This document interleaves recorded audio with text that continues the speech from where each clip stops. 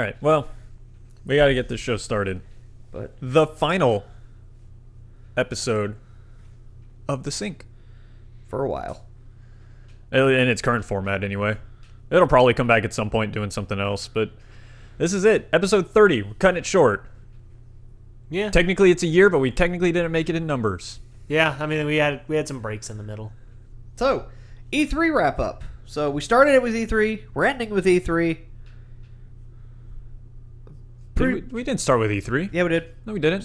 We had, what, Well- 2 podcasts before E3? I think 3. We had a different version of the sync, and then we kind of changed to the sync at one point. Yeah, we changed to The Sync about 30 some odd weeks ago. But yeah, I mean, basically start and finish. That's fine. Speaking of starting, EA started off. EA started off the conference, and actually, I was hoping wouldn't be the case, but ended up setting the tone and pace for the rest of the press conferences to follow. Decent with a few highs and nothing unexpected. Nothing super cool, Super but, wowing. you know, EA was the second worst conference, I would definitely say. They just didn't have anything surprising. Yeah, I mean, and you say second worst. We'll get Honestly, to it. I We'll don't get think into- there were any bad conferences. I know there's one that you're going to call me out on. yeah. I don't think there was any bad conferences. No, there was a bad conference. We'll get to it. Honestly, Battlefront 2 was the big thing EA brought. They showed it off, looked good. That's what everyone wanted to see at the Get it, EA tree. conference, and they delivered on it. Well, it was smart of them to save that to the end. I think if they had started with Battlefront, people would have tuned right out for the rest of it. So, of course, being EA, they got to spend about half their conference talking sports games. Personally, I don't care, but I know that they're a big deal to a lot of people. And it's kind of where EA got their big start, I feel. EA Sports was a big thing back in the day. I mean, it But- was and still is. The question I have is, why do all these sports games need a cinematic story? When did that start happening? What was that? I think Maybe that's the way they're trying to just, I mean, really, in all honesty, each sports game is not that much different than the last. Yes, 2017 is way different than 2007.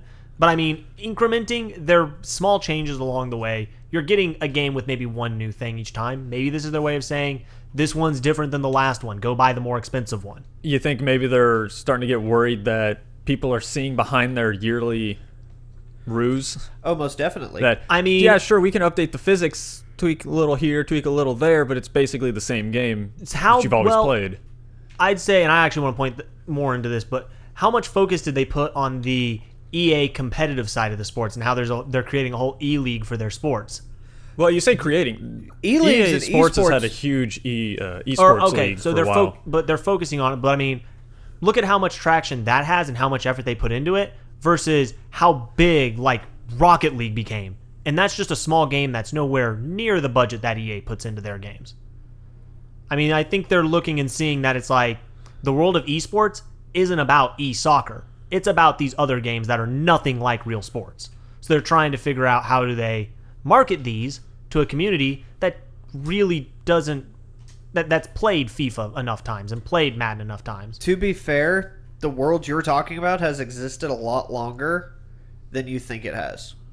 They have had massive Madden tournaments and things like that for years, since the early 2000s. But would you say they're on the same scope and scale as like an Overwatch tournament or Well, a FIFA Dota? in particular is big. FIFA has multi-million-dollar payouts in a lot of their competitions. They are international, massive deals. Hell, FIFA's bigger now than Halo. So Okay. Because Halo, well, I mean, that's more on Halo than FIFA, but still, the point is that because we're not as invested into these markets, into the sports game whole industry, we don't notice it as much, but these are major games Okay. for a I mean, lot of that's- people. Yep, that's fair. I mean, FIFA is still consistently one of the most sold games every year it comes out. I will say, someone may want to correct me on this, but I think it is still the most purchased sports game out of all of them. Out of sports games in No general, idea. I'd say FIFA is hands down the most purchased sports. I don't know if it's the most purchased. Purchased? Sure. Most purchased game of all. That was a Oh, it's not the porches most porches of words. game of all That was of bad. all, but out of the sports genre, between Madden, baseball, hockey, soccer, FIFA probably beats them all. Like I said, somebody may want to fact check me on that one, but I have no idea. If I'm I had to put still- money on it, probably FIFA. I don't know. I'm still just flabbergasted by that porch pun. I will say William take plays FIFA religiously. He's genuinely excited about this one because it has a cinematic story mode, and you can go through, and he's really excited about it. Maybe they're taking the all the like requests for a Battlefront story and applying that and saying, well, maybe they want it elsewhere. So he likes a lot of the changes they're making to it. I should have taken notes when I was talking to him about it. I didn't think about it. He was describing all the different changes they're making to the game compared to last year's, and he's really okay with a lot of them. So that's Well, the only thing they really announced that's different from last year was just they're updating the physics, which I think is what they do every year anyway. That Yeah, sounds I mean, like just an iteration. At this point, Anyway. the physics are pretty physicky. I don't know how much further you can really go. And I know they did specifically say that a lot of the motion capture was done by, what's his name, Ronaldo? yes. They Sure. do a different athlete every year. Yeah. So they didn't really announce any major changes that I can tell. But again, that's how they do it. Seems to work for them. They've been doing it for Years. decades at this point. But in the middle of all that, they did it smart this time. So normally EA is like, here's all the sports at once. So if you watch the press conference later, you can say, all right, I'm going to skip about 30 minutes here. They and had you're something good. in the middle of the sports? They had stuff mixed in Yeah, they all did. over. So It they was- started with Madden 18 and then jumped to Battlefield 1's new maps. Okay, I guess it was mixed. I guess I tuned out the sports. Yeah, they announced night maps coming in June and July. Cool. I mean, for people who play Battlefield games, it does change a lot of the gameplay because it basically adds in a whole new component of just it's dark, you can't see. Oh yeah, I mean I remember doing it in Battlefield 3. It was a That's- game changer. Yeah, I mean I'd say that's a pretty big announcement, night maps. But the bigger announcement for Battlefield was In the Name of the Czar, which is their first major expansion. It's no single player though.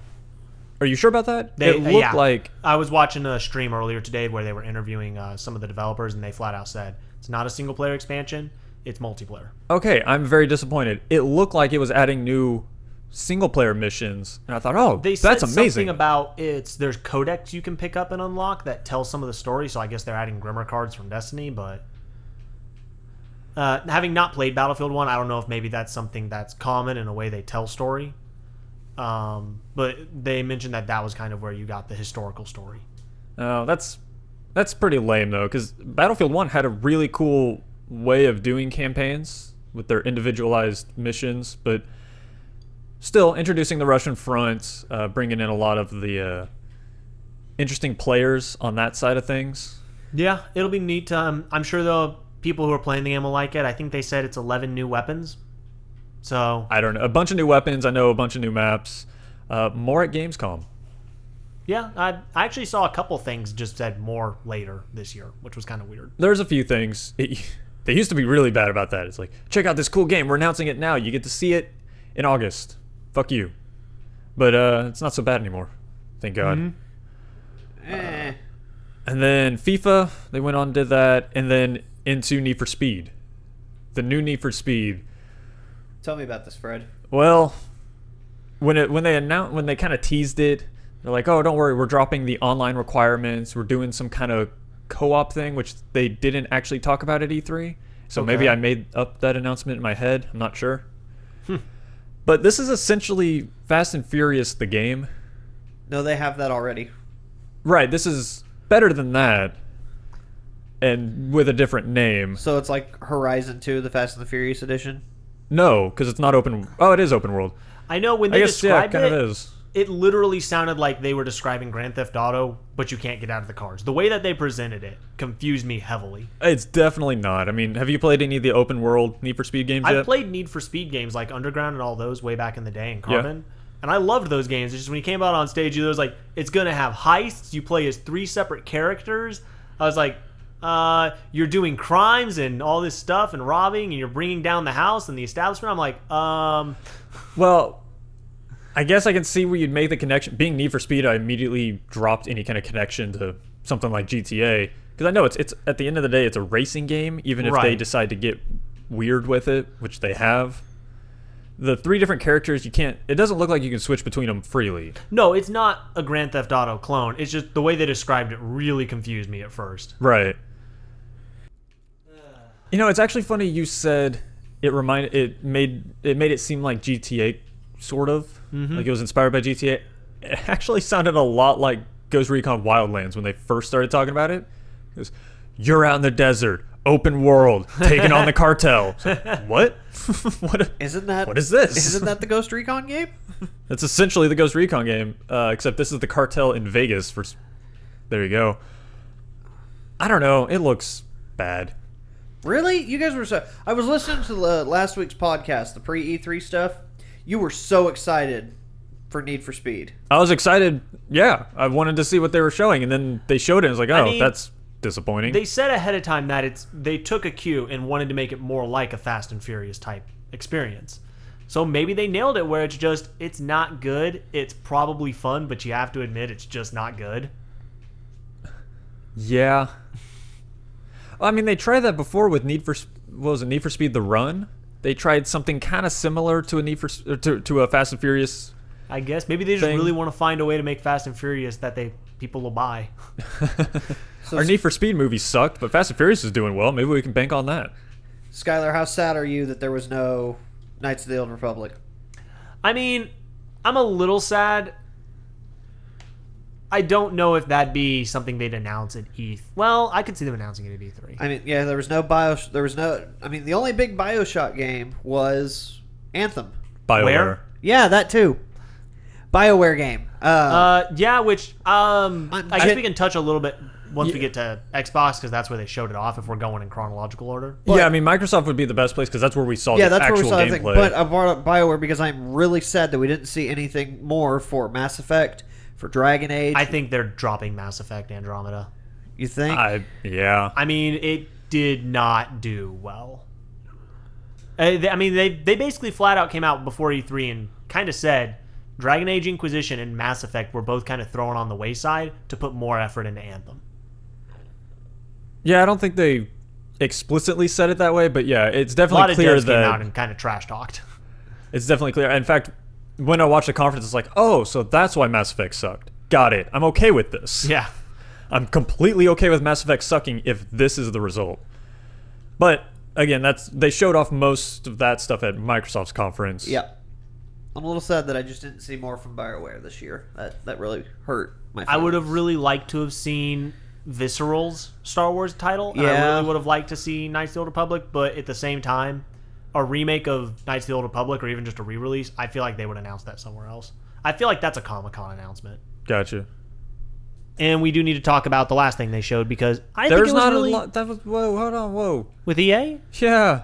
What else I think are we you were skipping? missing out one of the coolest announcements they made. Probably the coolest announcement. A Way Out from Oh, Paisley. that was yeah, interesting. I don't know if that's the coolest. It looks interesting. So, did you ever play Brothers? No. Oh, man. You disappoint me. Brothers, I had without it all spoiled spoiling for me. it, Brothers is super short. It's like 4 or 5 hours long. It makes you rethink how you use a controller. It makes you rethink how you use a controller, and it makes you rethink how games can tell a story. It has one of the most powerful stories I've experienced in a game. It's absolutely phenomenal. So, just them saying, hey, we're making a second game, cool, I'm sold. This idea that they have, though, this co-op only adventure, it's like a prison break story that then ties into how does a prisoner return home when they've just broken out of jail. I mean, that's an awesome. interesting story in its own right. I've seen other co-op only games before, and they've done it well. The thing I find interesting is the way they're doing co-op, in that it's two separate games in a shared world. Yeah, I love that. It's interesting. It's the idea that you can work together or you can just never see each other.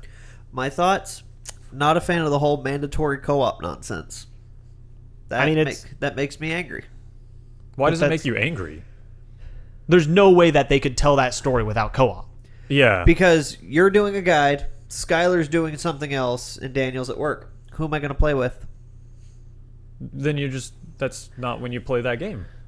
But that's imagine also, the experience of when one of us is on and able to play, and we're like, okay, remember we did this really cool thing last night? All right, let's hop back into it. Let's do it. Sure. Also, I mean, that could just be a symbol that that's not a game for you if you don't want the co-op experience. I mean, if that's what the game is selling, it's kind of like how I'm not going to jump on and play Madden. That's just not a game for me. There's also sports involved, and you don't sport. I also have never been to prison. You're missing out. Wait, you haven't? Not that I know of. All right. Well, I mean, maybe. I love the idea of the co-op, especially that it's recommended split screen, which, as good as that game looked, I'm surprised it can handle the split screen or the single screen. Recommended. I think it's always split screen, even if you're online. Well, Yeah. I mean, they recommend that it's couch co-op Oh, okay. versus being online. It is always split screen. You're right. God, that would be weird watching the other screen, not knowing what the other person is thinking or doing.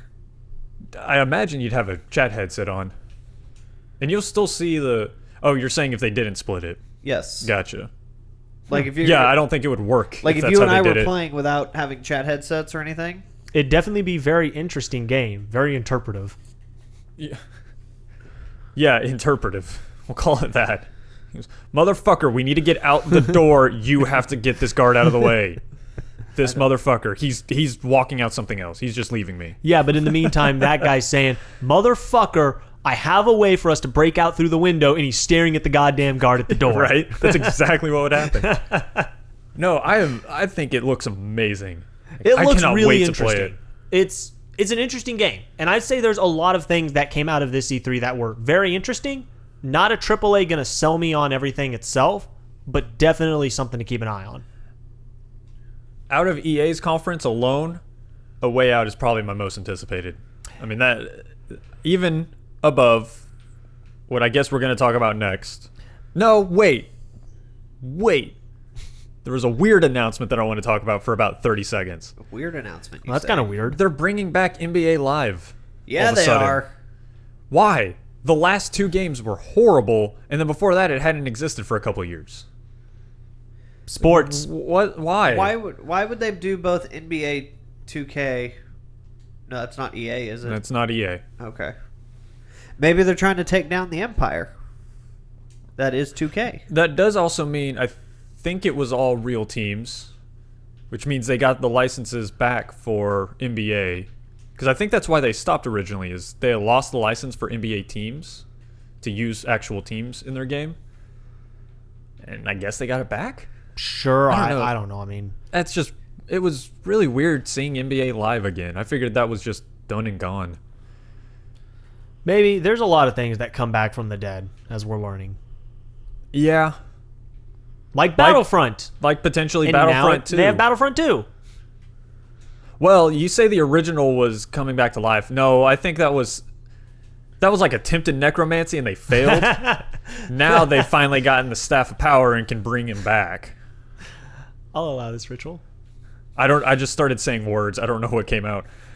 Battlefront 2, I wish we had gotten to see campaign gameplay. Well, they've shown off little bits of campaign here and there. I mean, Battlefront and Battlefront 2 originally, the original ones, didn't have like a dramatic single player campaign. It was basically just a PvP mission against bots where you had objectives along the way. But it was I'm fine assuming 'cause that's they- what we're going to get, and that's what they've shown off so far. I don't think that's what we're getting. Just for you, Skyler. They might have more set pieces, but I mean, I'm assuming it's going to be the same general gist as what Battlefront campaign used to be. Well, the whole point is that it's supposed to tell the story that bridges the gap between Return of the Jedi and Force Awakens. So it's supposed to bridge that I mean, the original generational Battlefront gap. 2 did that with the way that with just from 3 to 4, it filled Yeah. in the missing gap. Of, Oh, did it? yeah. Yep, you played Oh, as the all right. 501st, the whole Vader's Fist thing, and you played through their lifespan from their inception at Geonosis in 2 all Yeah. the way to the end of Return of the Jedi. Basically, it showed how the clones went to being stormtroopers. Yeah. I actually didn't notice any of that when I was playing it. I mean, to be fair, it was mostly just get to this point, kill this many people. Yeah, but there Well, was then a that story. kills- There was a story in between each of the Right. missions. And that's So- what I'm expecting we're going to see here, which I'm excited for the story. It looks like a good story, and I'm also excited because the main character of the game may wind up being a character from the books who turns out to be Luke's eventual wife. But that's a whole other thing. See, that's where I stopped giving a shit. It's like, hey, the game looks cool. I like that they're slowly working in little bits of the extended, like, I guess they call it the Legends universe now through the games. They're trying to. The gameplay they showed off at the end of the EA conference looked really good. Looked really nice. I mean, I didn't like how they demonstrated it. I wish they had given a more general gameplay demonstration and then had the live feed of people playing it. I can respect that because it was very chaotic and hard to tell what was going on. And it just wasn't interesting to watch. So I probably missed a lot of details. I'd agree. It was hard to tell what was going on, like what the progress was of certain parts. However, you did get to see a lot more interesting moments that I don't think you'd have gotten to see if they just did a blanket worth showing you everything piece by piece. But I'm also missing all the information that they thought I would have gotten from just watching the gameplay thing. It's like, I'm not going to sit through, 30 minutes? Half an hour of gameplay just to try and find those couple little pieces of interesting information. Yeah, I mean, that's a fair point. They also, I think they did gameplay for a while on that. I think it was 30 minutes, at least at the conference, and I don't know if they just kept going afterwards or what. I missed EA completely. I know they said that, and it might be because they put a big focus on the EA community, which I wasn't aware existed beforehand. You remember at least not to that level. You remember all the sports people we talked about earlier? I guess I just haven't been in the EA space for a while now, which I'll be happy to get back for Battlefront 2. I don't know. I don't know how I'm feeling about this one yet. I don't know that there's enough content there for me. Because the multiplayer, yeah, it'll be fun for about a month or so, but I like Star Wars. It's the campaign that I really need to see. Sure, that makes sense. Oh, and big piece of news for them then, DLC is free. Oh yeah, that's actually huge. Well, they worded it kind of funny, and I took specific notes on that. They said it's seasons of DLC will be free. Well, okay, I think I see what they're saying there, though. I think they're basically saying DLC is going to come in waves, because they later said every gun, every new map, every new character will be free. Yeah, it was a little confusing to me, but yeah, you're right. They did say that at the end, so I'm assuming they're going to fund it with just like, since they said there's such an impact on like cosmetics and unlocks for your character, they're going to fund it by having where you can buy extra loot crates. I don't think it'll be loot crates, but I do think you'll be able to buy like specific paints or specific looking gear. Everyone's with going for loot crates. Fuck loot crates. They're a pain in the ass, and I didn't see any. And maybe they just selectively got rid of it, but I didn't see any kind of mention of a loot crate anywhere in their gameplay demonstrations or their menus, stuff like that. I didn't see any hints. But who knows? They've got to fund the game somehow. Yeah, I mean, I doubt they're going to do no DLC type situation. No microtransactions, you mean? That's the word I'm looking for. Yeah, that one. Yeah, no, microtransactions guaranteed. Absolutely. But so EA I'd say it was a decent conference. It was okay. Nothing crazy except for A Way Out, but I mean, their presenters were a little weird at times, but nothing over the top, but nothing horrid. Yeah, I mean, I'll give that there was no big wow moment, but that's why I say it was a decent conference. And I don't think really, I think that's the story of E3, but we'll get beyond that. Yeah, WoW, like I said, WoW gets released at BlizzCon. Yes, it does, Steve. I can't say anything. It's not the first bad joke of the episode. I know, I can't. That's yes, it does. But like I said, EA kind of set the trend. Microsoft attempted to break it, though. Microsoft had a pretty good conference, I thought. They brought more than I thought they would. I think Microsoft had a great conference overall. There was a couple hiccups in there, but overall I think it was an excellent conference. Of course, starting with the Scorpio, You mean the Xbox? The Xbox. Oh, Jesus. Or Xbox One X, which I think I called. I think I called it last week. No, negatory. I just got... I just re-listened to it today on my way home and while I was working out. You did not call it, good sir. I remember calling it somewhere because Daniel recognized that I called it, which I was happy about. Maybe it was just an offhand comment. I might have. I mean, everyone was kind of saying, what's it going to be called? There was even people who said it was going to be called the Xbox WoW. Going back to that. Yeah. I like the name. It's a decent name. It's a little bit of a long one, but I like that the acronym spells Xbox. I think they did that on purpose. I can almost guarantee you they did that on purpose. It had to have been. It's a nice name. So I had a you and I were talking about something in a party chat, Skyler. With regards to, I mean, we've talked about a lot of things. It was about the Xbox One X. Trying to remember The price, the specs. There was something about its name, remember? And he said, "Oh, that's poetic." Oh, he said it was a very poetic answer. And I can't. I remember. I've had this thing in my head for so many years. I finally got to say it, and now it's gone. I think it was something about how you were hoping that You should have wrote it down, Fred. it was something to do with like because it was the Xbox One, it was all in one. You were hoping it had to do with the backwards compatibility announcement. It was the backwards compatibility Yeah. announcement. That's right. So when Xbox One was first announced as an Xbox One, I always took that to mean until they showed off it was the all-in-one box. You can watch TV and play games. I took it to mean that this is the Xbox. This is the Xbox. Like, this is it. You don't need an original Xbox. You don't need a 360. This is what it will be. This is your Xbox. For years, I was disappointed because that was not the case. But now it is. And this year, it was finally the case. I was not. That surprised me heavily. I would not have expected them to go as far back as the original Xbox, and I'm happy they did. I don't have a ton of games on there that I want to go back and play, but there are a few that it's like, you know what? I think I would play that one. There is a lot I would love to play. I mean, they showed off Crimson Skies. Crimson Skies, I am is pretty so awesome. excited that it's coming back. That was one of my I never got to favorite play it. games. So Oh my I'm god, actually it was- really interested in that one. Well, I jumped onto the original Xbox rather late in its life because I Yeah. jumped on it for Morrowind and Halo 2. But yeah, the original Xbox backwards compatibility is cool. I'll be interested to see what titles actually make it. Yeah, they had a into that pretty big program? list there. I was trying to pick out a few that I could see off to the sides, but I know they didn't show Morrowind.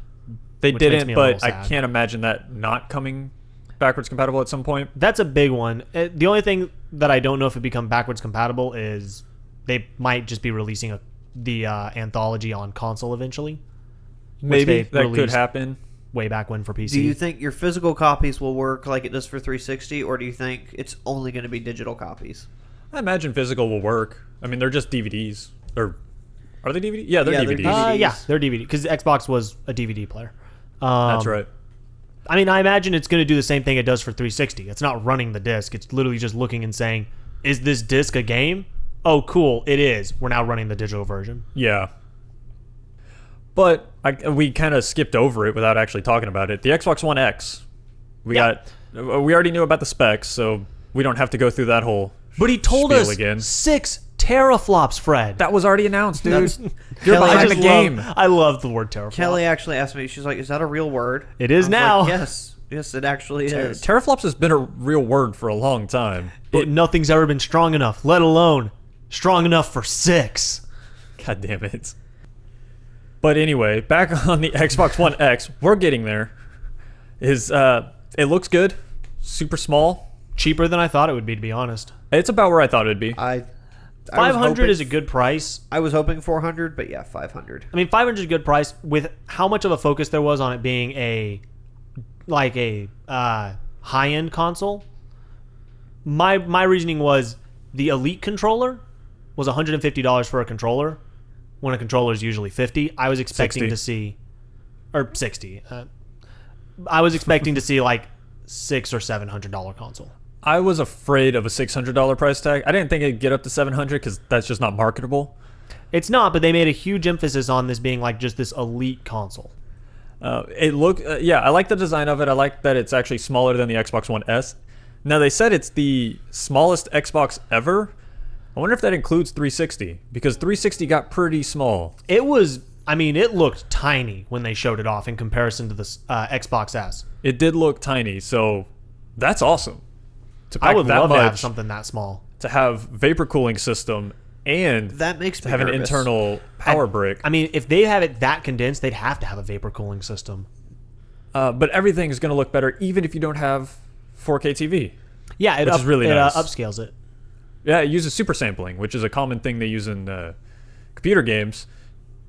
Basically, it just makes things look better. It's like, hey, this is 4K, but now we can shrink it down to fit your screen. So it still looks really good. I will say that's actually one thing I just want to touch on. Yeah. Everything that they showed just looked so beautiful. Yeah, actually, originally I started putting in under every game. Just would start it off with, damn, this looks good. Damn, this looks good. Man, that's beautiful. I'm going to stop saying this. They just all look good. I'm happy that we're getting that on a console. Yeah, we have gone far console gaming. And a big piece of news that they didn't talk about at the conference but was announced later, you can system link any Xbox console. That includes 360s and original Xboxes. So you can mix and match consoles across all different Xbox generations. And LAN system party link them 4v4 hang 'em high pistols? Yeah. Let's do this. I'll bring my Xbox One X. Interesting. That's a really cool thing. That's cool. I mean, for certain games like Halo 3, for instance, I could be playing Halo 3 on my Xbox One, but my buddy never upgraded to an Xbox One, say, and now he can play on his 360 still. That's pretty cool. I don't see that getting used as much for the buddy who hasn't upgraded yet. I see that getting used much more for we want to get a large group of people together. Oh, let me break out the 360 so more people can play. Yeah, that makes more sense. It's a much easier way to get more people in than going and getting more Xbox Ones. Yeah, it's not like you have to have Xbox One. It's like, oh, I got an extra 360 laying around. Let me grab that. I mean, I could definitely see that being a big part of that. I mean, I know we moved away from it because the internet is so cool, but LAN parties are the shit. LAN parties are pretty fun.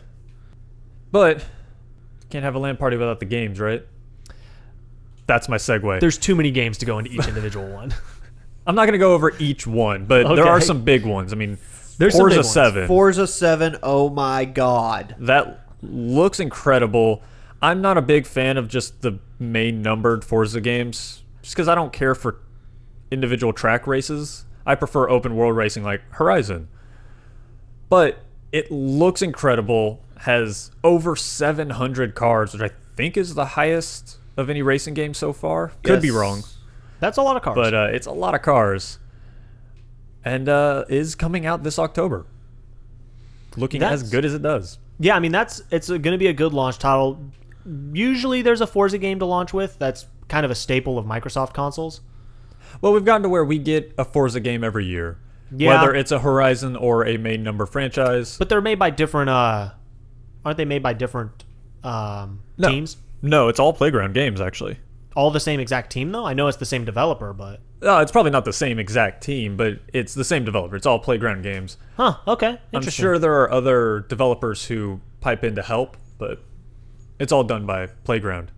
Okay. Which is really fucking impressive. Yeah, I mean, those games have always looked beautiful. I mean, kind of a dirty little secret, I can never tell the difference between each Forza game just because they all look hyper-realistic to me. Well, it's kind of that iteration problem that we have with the sports games. There's a difference there. It's just not a noticeable one on the surface. So unless you're a big fan of them, you wouldn't really care. I'm always impressed by Forza, though. Forza is incredible. Next up was a surprise, a major surprise for me. Metro Exodus. Yeah, that was that Xbox? That was Xbox. I thought that was Ubi. No, it's not that Ubi. was Microsoft. That's Microsoft. It's not done by Ubi at all. You're right. I don't know why. Yeah, that was a big surprise. I thought Metro was a done franchise, but it came back from the dead. It's back. Well, I mean, it was always a good franchise. It never did poorly. It was always well received. Yeah, but when THQ folded, it kind of stumbled out. Yeah. Like with that. That was kind of the issue. But Metro Exodus. And it looks like it's open world-ish. I will say it said in-engine was shown. It said in-engine, which that's always because that might not be... I guarantee you that's not what the game will look like. It's not going to look that good. And what if it does?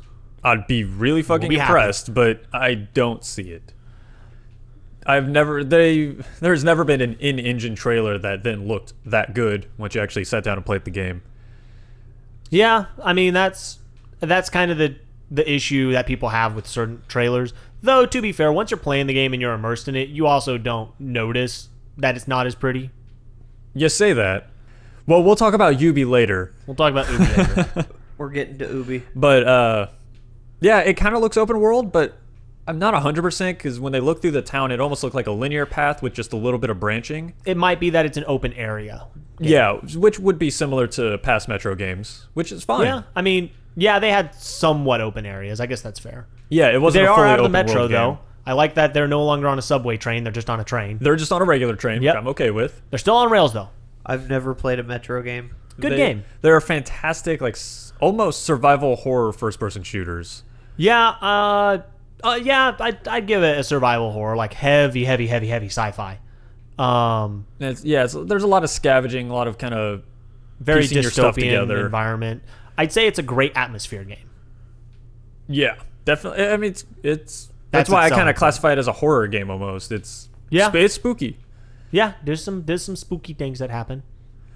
You got the spooky ghost people. Did they do more about Assassin's Creed at Microsoft or at Ubi? At both. They showed a But- little bit of gameplay in Microsoft's, but very short, not very much at all. Yeah, it was just a real quick. Although that being said, they actually showed gameplay at Microsoft's event, not Yeah. at Ubisoft's. No, Which was they showed weird. gameplay at Ubisoft's. No, they didn't. Well, I mean, we'll talk about it then, but they didn't really show gameplay. Not very much. I mean, they didn't really show much at either. They showed, I don't know, about 10 minutes at Microsoft, Looks- where we got to see him go through the process of sneaking into a like a temple or some kind Something of like that. base, some kind of fort. It was interesting. It definitely looks like much different than previous Assassin's Creed games, which is good. They need to adapt that franchise. Well, the combat especially looks completely different. Your eagle friend was kind of cool. Yeah. Yeah, It kind it's- of reminded me of Far Cry Primal a little in that sense. Well, it reminded me of Ubisoft's weird trend of adding drones in all of their games. It's like, now we have a drone. It's an eagle. I did Well, laugh alright, at the I mean- fact that you have wanted arrows. You can curve the arrows. I didn't notice that. Yeah, when he fired the arrow, it went into like bullet time or arrow time, and he was like directing the arrow downstairs after the guy, and you could see like the arrow was changing paths slightly. No, that's just what happens with arrows. Arrows they drop after a while. No, it wasn't like curving vertically. There was a moment where it like curved horizontally and like changed its direction a little bit to like zero in. That must have been in a gameplay demo later It was at the on. very end of the demo. Like it was the last thing they showed. Oh, I didn't notice that part. But, That just doesn't seem right. Just because Assassin's Creed has always been very accurate. I'm not Okay. gonna say perfect, but they've been accurate. You want to throughout their get into the fact that franchise. it's historically accurate now with the giant snake? We've had giant crab. We have giant snake. Nope, I have thoughts on that. I think that's going to be tied to some sort of vision or some sort of mental thing. Maybe. It's similar to like the time traveling aspect of Unity and Syndicate. Okay. You weren't actually traveling through time, it was a weird animus thing going on. Okay. I absolutely see it being that. Maybe this is just them exploring some Egyptian legends and tales. I mean, I'm Snakes sure it'll be actually fun. I had so many flashbacks to historically accurate giant crab fights. I don't think it's going to be... It's not like you're going to go chasing an assassination target and then suddenly a giant snake's going to bust through the wall. I don't see that happening. Watch that happen. Then I'd be really disappointed in the game. What if the I mean, that's- crocodile turns out to be like Sobek, the god of the river, and he's just a giant ass crocodile? God damn it. Better not be. The one thing I love about Assassin's Creed is its history. So I think it's going to be more of like an exploration into Egyptian lore and stories. It's a cool period because I don't think a lot of people really know much about Egyptian time periods. Right. Like we know, of course, pharaohs and all that, but how much do we really know about Egyptian history? According to the last podcast, not much. The gameplay did remind me of a franchise I wish we got to see this year. It looked almost Splinter Cell-like Yeah, in the stealth mechanics. there was definitely some Splinter Cell to it. It looked good. I'll say that. I haven't been excited about an Assassin's Creed since Black Flag. I'm having a hard time getting motivated to play any of them anymore. I mean, they burned their franchise out pretty hard with the annual releases. They did, but they learned their lesson, took a couple years off, and you know what? I'm actually really excited for this one. Yeah, I mean, it looks good. I want to play it. I don't know why I just stopped. Oh, I Using thought my you... Yeah, words. it sounded like you had more there. No? Okay. Use your words, Sky. I don't have words. So continuing on the cool announcements, with a few surprises, we got to see Battlegrounds coming to Xbox One. That's that cool. was out of the blue. That actually I'm really happy with, just because it's cool to see some of those big PC games show up on console. Yeah, it's cool to see that developers are saying, oh, these are consoles that we will actually develop for now. Yeah. Especially, I guess, given the power of Xbox One X, devs are like, okay, I can actually work with this now. It looks really cool. I'm excited. It feels like the PC version just launched. I feel like it did. It came out pretty recently, but it's been updating aggressively. Okay. It also got popular really fast, so it might have been out for a little bit before it blew up. Gotcha. I know I'm real excited for it, just because, I mean, have you watched any of the streams or gameplay of it? Of Battlegrounds, yeah. Yeah, it's intense. It looks crazy. It looks like the kind of thing we could have fun hopping in and going nuts with. Yeah, even though you have literally less than a 1% chance of winning the game. No, you have a 1% chance. You are the 1%. Are we, though? I mean, we're not that good. Speak for yourself. All you gotta do is hide. You can do it without killing. Steve, you would have to be able to get a kill. You can hide. No, at the end, you have to be able to get the final kill to be the number one player. That's true.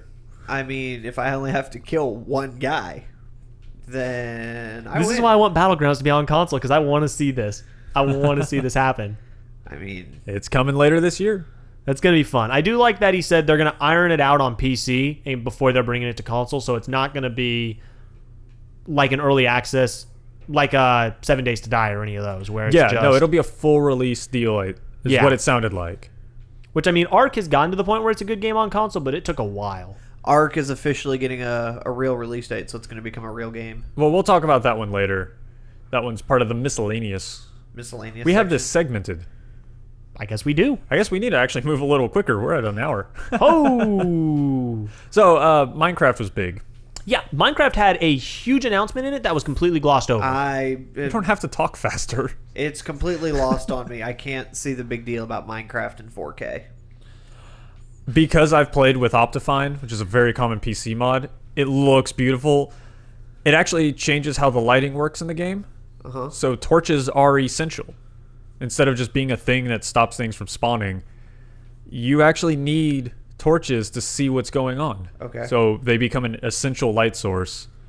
Which that would, in theory, they would need to get it on par with the PC version of the game in order to do their cross-compatibility that they're toting. So that would be the one where you'd be able to start carrying torches. So it would completely change the game in that sense. Well, this is where I'm curious about that whole thing. Yeah, they're uniting mobile VR consoles and Windows 10, but are they actually uniting the PC version? Or is it just the Windows 10 version, which is behind the curve quite a ways? It's similar to the mobile. Might be part of it. They don't talk about the PC version ever. I know. Microsoft doesn't. It's going to be really big for kids because kids love the online, like the Minecraft servers. But more importantly, they announced that it's going to have crossplay with the Switch. Which, I know that doesn't seem like a big deal, but that's kind of huge that there's cross-console play, even if it is just for Minecraft.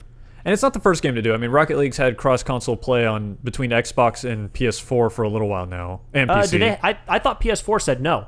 I thought Microsoft said that they were open to it, but PS4 didn't agree to it. Rocket League has been crossplay between PS4 and Xbox. Oh. Yeah, Sony was a roadblock for a while there, but they eventually said yes to it. Okay, I mean it's a cool thing getting to see games crossing consoles. Yeah, something we have always dreamed about. The decades of gaming being a thing. The fucking Dragon Ball Fighter Z. Oh, is that something you're really excited for? Oh my god, I'm so excited. That looks like classic 2D Dragon Ball Z. I think they've said in other shows that it is 2D. It is 2D, yeah. I mean, they showed gameplay. Well, I guess they didn't show gameplay at the conference, but they showed it afterwards. They showed live matches. During the trailer they showed, there was some gameplay in there. There was some quick cuts. But they showed, I guess, every major season of Dragon Ball Z, it looked like. Well, it showed the three main villains, for sure. Well, there was like a Pimpin' Golden Frieza. Isn't he one of the new ones? That's Frieza's real ultimate final form. You learn about that in Wait. Dragon Ball Super. So his Yeah, final form wasn't even his final form. No, No. it wasn't. It's stupid. But that one looks really cool. Being a 2D fighter, I'm sold. I always struggled with the Budokai games because I'm not good at 3D fighters. Okay. So this looking like it does, I mean, it looks like it was ripped straight from the anime, which is awesome. I think It the looked very pretty. first Budokai was a true 2D fighter. No, it wasn't. It was 3D. Another one that I know you guys probably aren't as excited for, but I'm really excited for, State of Decay 2. Oh, I did completely skip that. My bad. Yeah, it looked rough. Well, so I think I know why. I noticed that Microsoft put a big emphasis on showing gameplay and in-engine. Yeah. They've already put out a trailer for State of Decay 2 that looks decent. I think they basically just said, give us gameplay. And then we'll turn it into some kind of Maybe trailer-looking thing. something like that. I mean, it's... The way I look at it is if you played State of Decay 1, that trailer told you, yes, you want this game. Otherwise, you probably don't even know what State of Decay is. I see State of Decay 2 caught my interest mainly because of the co-op that they announced last year. Co-op's I was pretty hoping big. for a little more details from it, just so I could get a better idea of what kind of game I'd be getting into, so Fair that I enough. could play with I mean, others. the biggest complaint I ever had with State of Decay 1 is that it didn't feel finished. This one looks like a finished State of Decay 1, which is all I want. Well, you say a finished State of Decay. It looked rough. Now, hopefully Well, by launch. I mean, it's what? I mean, Is it it's even this year? It's a little ways out. I think they said... I don't think they have a date actually. I thought they said 2018. They had a date for almost everything, I'm sure. No, they didn't actually. State of Decay Or a 2. window, I mean. Spring of 2018. Spring of 2018? I wrote down if it did show some kind of timeline, I wrote that down. State of Decay 2 was spring of 2018. So, I mean, it's got 6 months. Half a year. Lot can change. Spring of Lot can change. 2018. Yeah, you've got a little more than 6 months, but 6 to 8, or 8-ish, a little more. I'm trying to give you some Couple room here. quarters. Then they went into a lot of indie games, which we're not going to go into all of them. There were some really cool ones. There's pretty one much that I all of have them to were really mention. good. There's one I have to go into. Which one was that? Live piano for Ori and the Blind Forest. Oh, sequel to Ori. Oh, I did not know that was coming. That actually woke me up from my nap. I am so happy. Ori was such a stellar, just out of nowhere good game. It was. I didn't think it sold well enough to get a sequel, but I'm glad it did, because that's one that, It deserved it. yeah, it's one that definitely deserved a sequel. I mean, I'm New one gonna looks hate cool. it because it's heartbreaking and it's so sad, but But it'll be fun. I love Ori game. That is such a good game. Yeah, that one was a good announcement. They showed off a lot of Sea of Thieves. Yeah, which I mean, we wanted to see. Yeah, but they didn't Of Thieves? really show anything too terribly new. I guess we got to see a riddle played out, like a riddle map. Well, they treasure showed chest thing played out. they showed like an actual objective in the game, which Yeah. we've never really gotten to see before. Always before it was just open sandbox, do whatever. Here they actually said, here's a thing that you do. Right. Here's a purpose in this game. Oh, Yeah, I was hoping they would show off a lot more new stuff. We got to see a lot of the same, but it still looks great. I'm still really excited for that game. It keeps me interested in it. I mean, that's the best thing they can do right now. And they did say that one's coming early 2018. Yeah, a lot of stuff early 2018. Yeah, we got a lot of earlies. Early 2018. I don't know why I stopped there.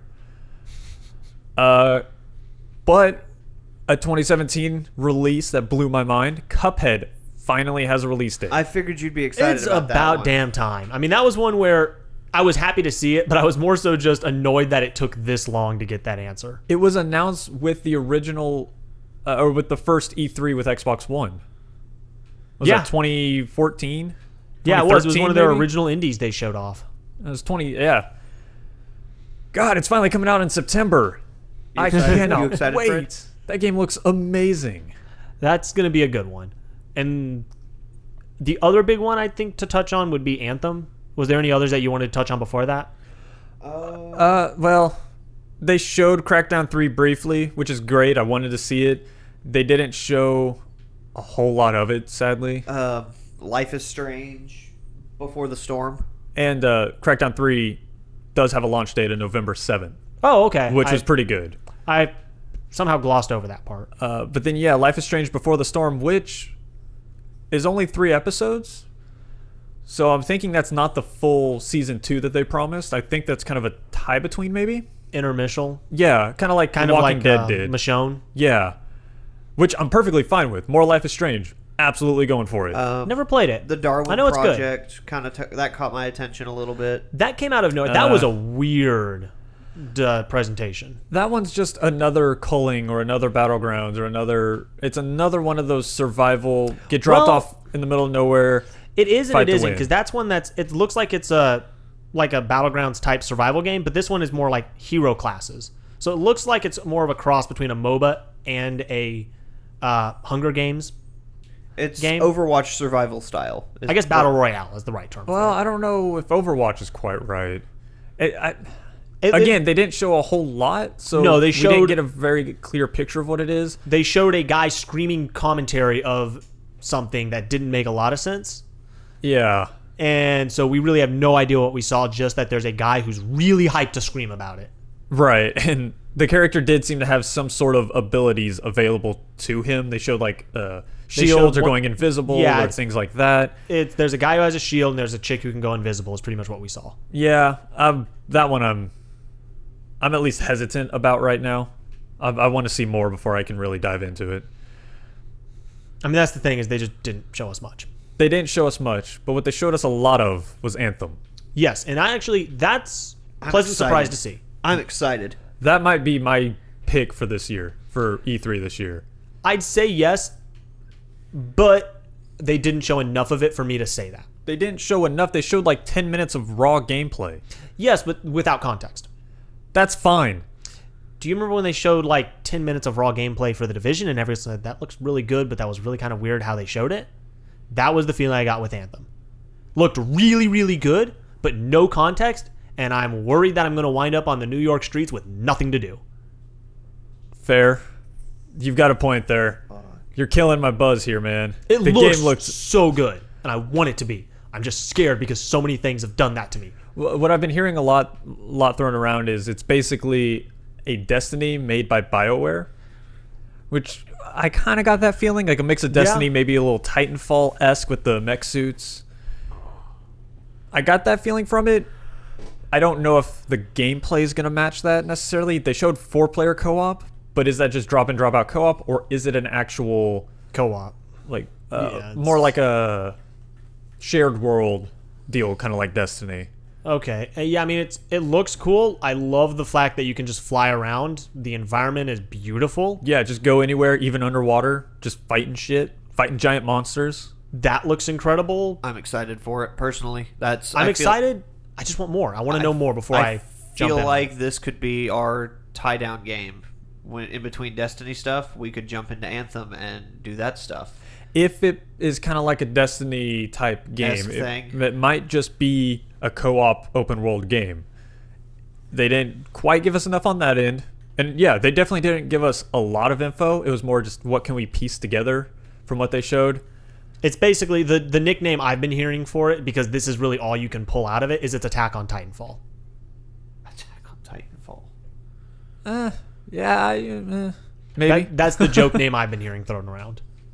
I can see where people would get that, especially when they announced it with the wall is the only thing that keeps us safe. The wall.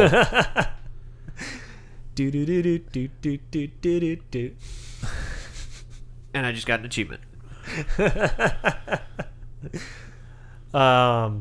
So a little bit though that we can pick apart here is they showed what looked to be really cool destructible environments.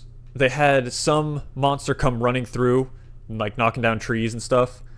But I'm wondering if those are going to be scripted events similar to public events in Destiny, where it's possible every so often, randomly kind of on the map, this sort of thing happens. They did show like a storm startup that was like hurricane type thing. That looked really cool, even if that is scripted.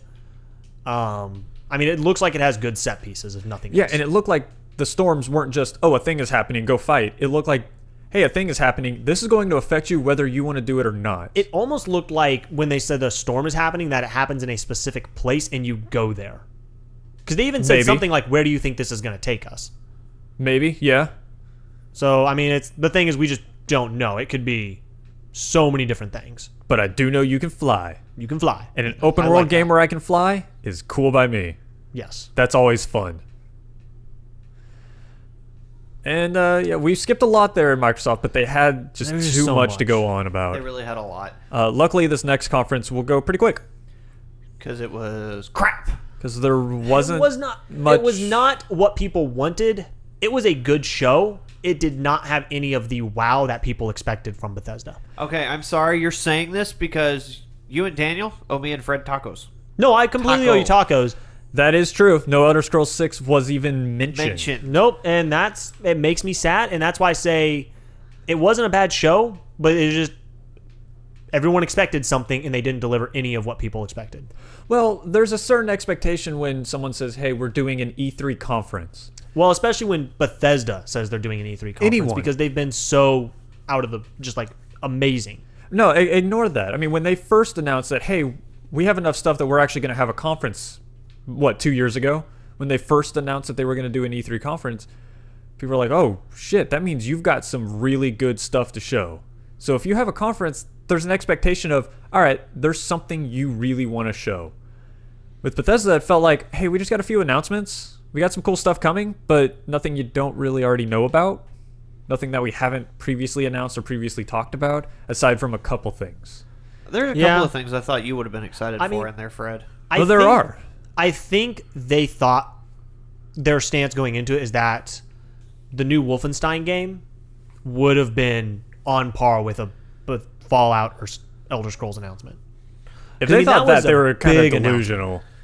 That was a big announcement for them. It's just Elder Scrolls and Fallout are a whole other level. Oh, yeah. Absolutely. Though this one, especially from what I've seen after the fact, looks like it's going to be a whole other level of Wolfenstein. Well, no. I mean, it looks like just more Wolfenstein. It looks like they're getting a little crazy with it, which is Have you seen any of the conference stuff outside of the show? Yeah. It's it just looks like it's more like at least the way they've described it. You have a hub that you start at, and you pick missions to go and basically build a resistance to overthrow the Nazi regime in America. Like the way they've described it, and they've made no qualms about this. Sounds like the end of the game is you have kicked the Nazis out of the USA completely. But that's still, how is it going to play? It's probably going to be, go do this mission. Here's your mission. It's not going to be some new revolutionary structure, thing. But it sounds like it's much more expansive. Well, that's great. I mean, it should be bigger, more expansive than the first one. It just looked like a sequel to New Order, which is what I wanted. I am super excited for that Wolfenstein. It looks incredible. I don't mean to put you down there, but it looks amazing. I just think it's going to be, another Wolfenstein. Awesome. I can't hate on Liesel. Liesel is amazing. That opening trailer was awesome. That was the best thing of their conference. We didn't know. The best part is you didn't know what it was until it showed up on screen.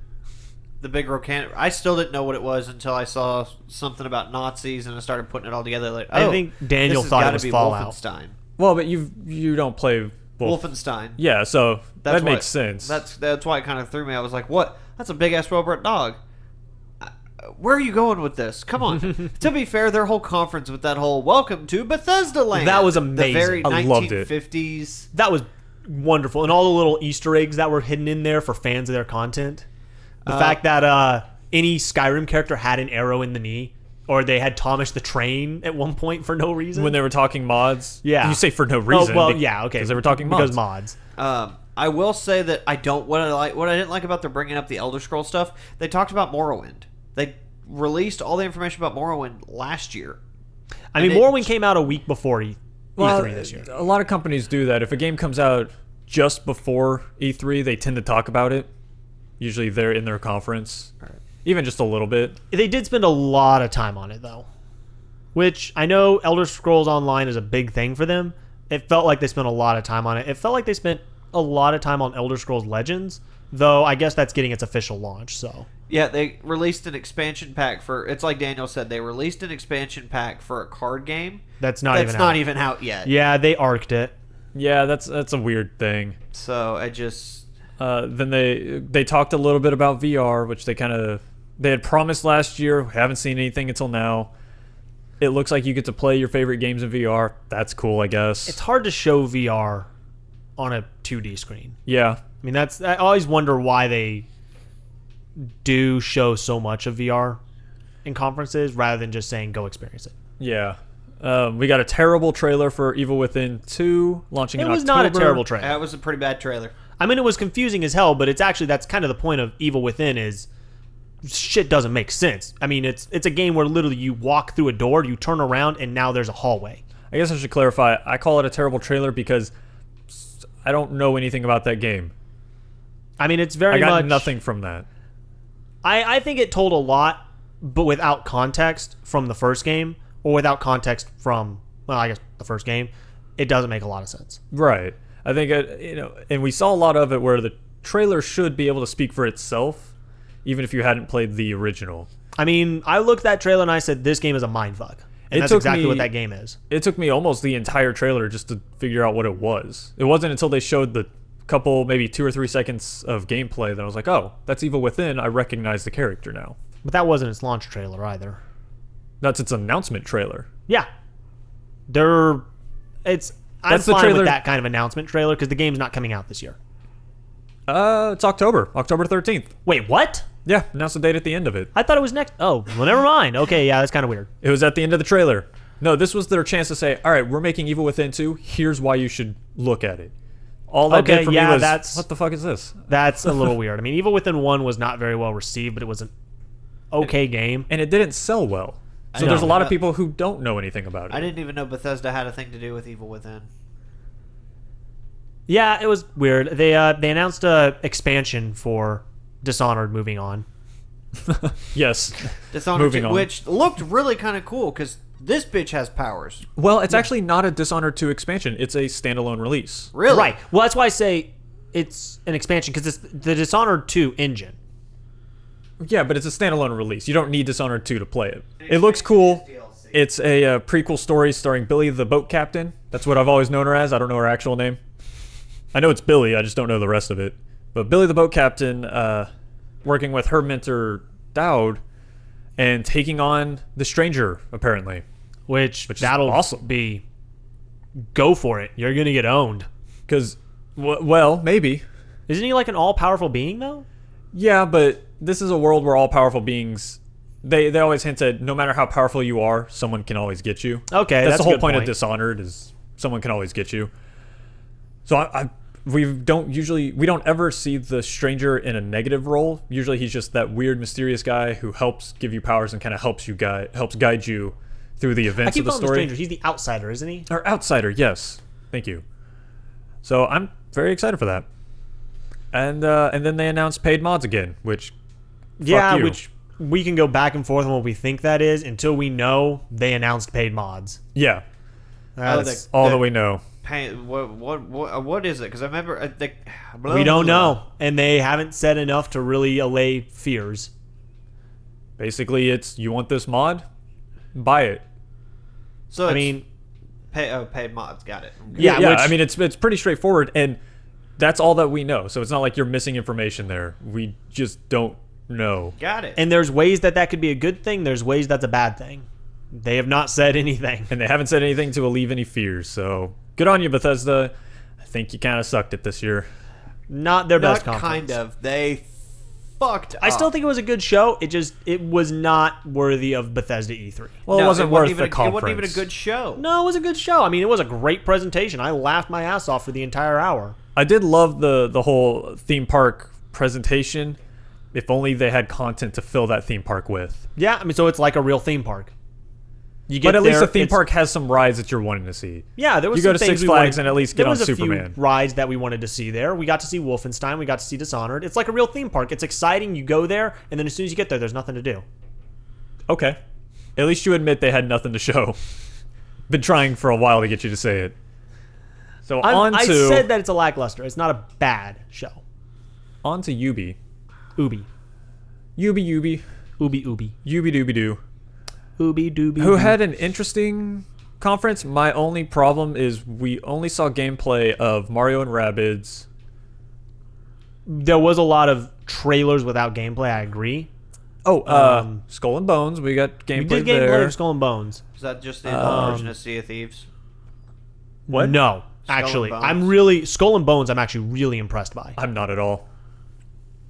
I'm impressed because they did exactly what the community has been asking for to a T. Pirate That's game? fine, but the community is dumb. This is something Black we have Flag to was remember. amazing. No, let me finish. This is something we have to remember. People say, "Oh man, that one part of that game was really fucking cool," and you're right, it was. It doesn't need its own game, especially if that own game has nothing going for it except, hey, it's the ship stuff from Assassin's Creed 4. I loved the ship stuff from Assassin's Creed 4, and Loved it that too. was why I played 4. I absolutely love that.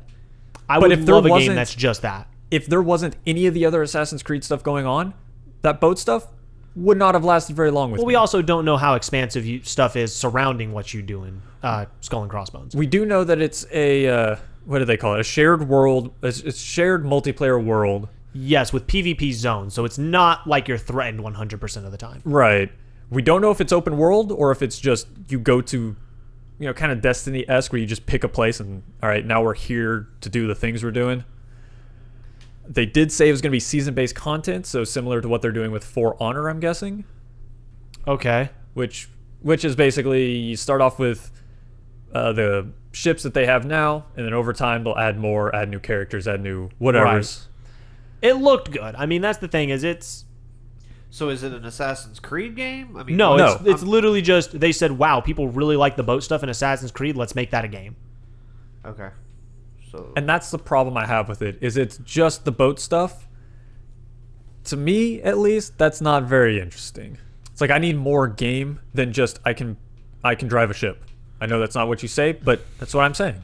I mean, I want to see more of it. It looks good to me. They did tease a little bit more with the sea monster attacking at the end. Yeah, So Kraken. maybe that's where they're going into, oh, well, you can do this single player stuff where you fight mythical sea or maybe there's like creatures. big team up raids.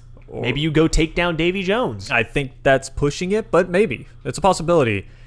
We've got plenty of time, though, because it's not out until fall 2018. Yeah, that one's out a ways. I mean, it's definitely not the furthest one out that they showed, but Right, but they do have a beta coming soon, so if you want to give it a go, maybe in the next year or so you can. sure. But we kind of jumped into the middle of their conference. They started off with the big Mario RPG Mario and Rabbids, or Mario plus Rabbids. that we had teased. Yeah.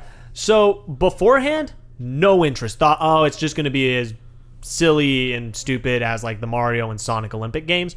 No, that is freaking amazing what they showed off. I'm not interested. It is Mario XCOM. That's Yeah, insane. But it's what I like about XCOM is it's hard to say realism because it's an alien attack sci-fi thing, but The seriousness of it? I like that seriousness, the goofiness, and I know it's petty, but the goofiness of a Mario Rabbids thing really put me off. Mainly, I I see get, it. and I think that just comes from me hating the Rabbids characters. Maybe I was not a big fan of them ahead of times, though you got to admit, Rabid Peach is hysterical. I thought, oh, she takes selfies because she's a pretty princess. Cool. How many times have we seen that? Well, we've never really seen a princess with a cell phone. Clearly, The cliche is there. there. It's the self-obsessed princess. The cliche is there. I thought it was funny portraying Peach that way. It looks good. I'm sorry. No, It does. that's plenty fine. Just because of the rabbits. If it was just a Mario Tactics game, all right, you caught my attention. But throwing in the rabbits really turns it off for me. But some of their best games have been crossovers. I mean, Steve even will mention that Squeenix's best game is Super Mario RPG. Well, that was a fantastic game. Again, It was. I And don't it was a mind- crossover. Again, I don't mind the crossing over. I just don't like the rabbits. I don't No, either, but I Mario like this RPG game. Mario RPG wasn't a crossover. It was a And that, Mario. yeah, that was just a Mario done by someone else. Yeah, that was a What Mario. was Mario done in the style of Final Fantasy? And But that's technically, not- there that's- actually is a Final Fantasy character in that game. There's one Final Fantasy secret boss, but that doesn't make it a crossover. But the most interesting thing, Mario and Rabbids, is that it's coming out in August. Yeah, that's really nice to see that it's going to be a Switch game in August. What's really weird is that's a Switch game that just got announced and is coming out in 2 months. I mean, more power to them for putting it out faster. That's crazy. I mean, that's just crazy. That's not a bad thing. Well, That's just it's been weird. leaked though for even before the Switch came out. I mean, it's been in development for a while. Well, of course it has. I mean, of course they've been developing it for a while, but That's just a really close announcement. Kind of a dangerously close announcement window. I mean, I don't know why they did it. Maybe Nintendo didn't want to take too much hype away from ARMS and Splatoon, which comes out a little bit before. I mean, because it's so soon. I mean, if it came out any sooner, I'd say, okay, that game's gonna suck. No, it's not a lot of time to market the game and to really give people, especially being such a different concept for Nintendo. Well, there's it not doesn't a lot have of a lot of time to get competition people on the Switch. hyped up. It does not have a lot of competition. You are correct. Then they moved on to Assassin's Creed. We saw a little bit more. It was actually just a trailer. There was no game. There was gameplay in the trailer, I guess, but it was just an edited trailer. No actual gameplay footage.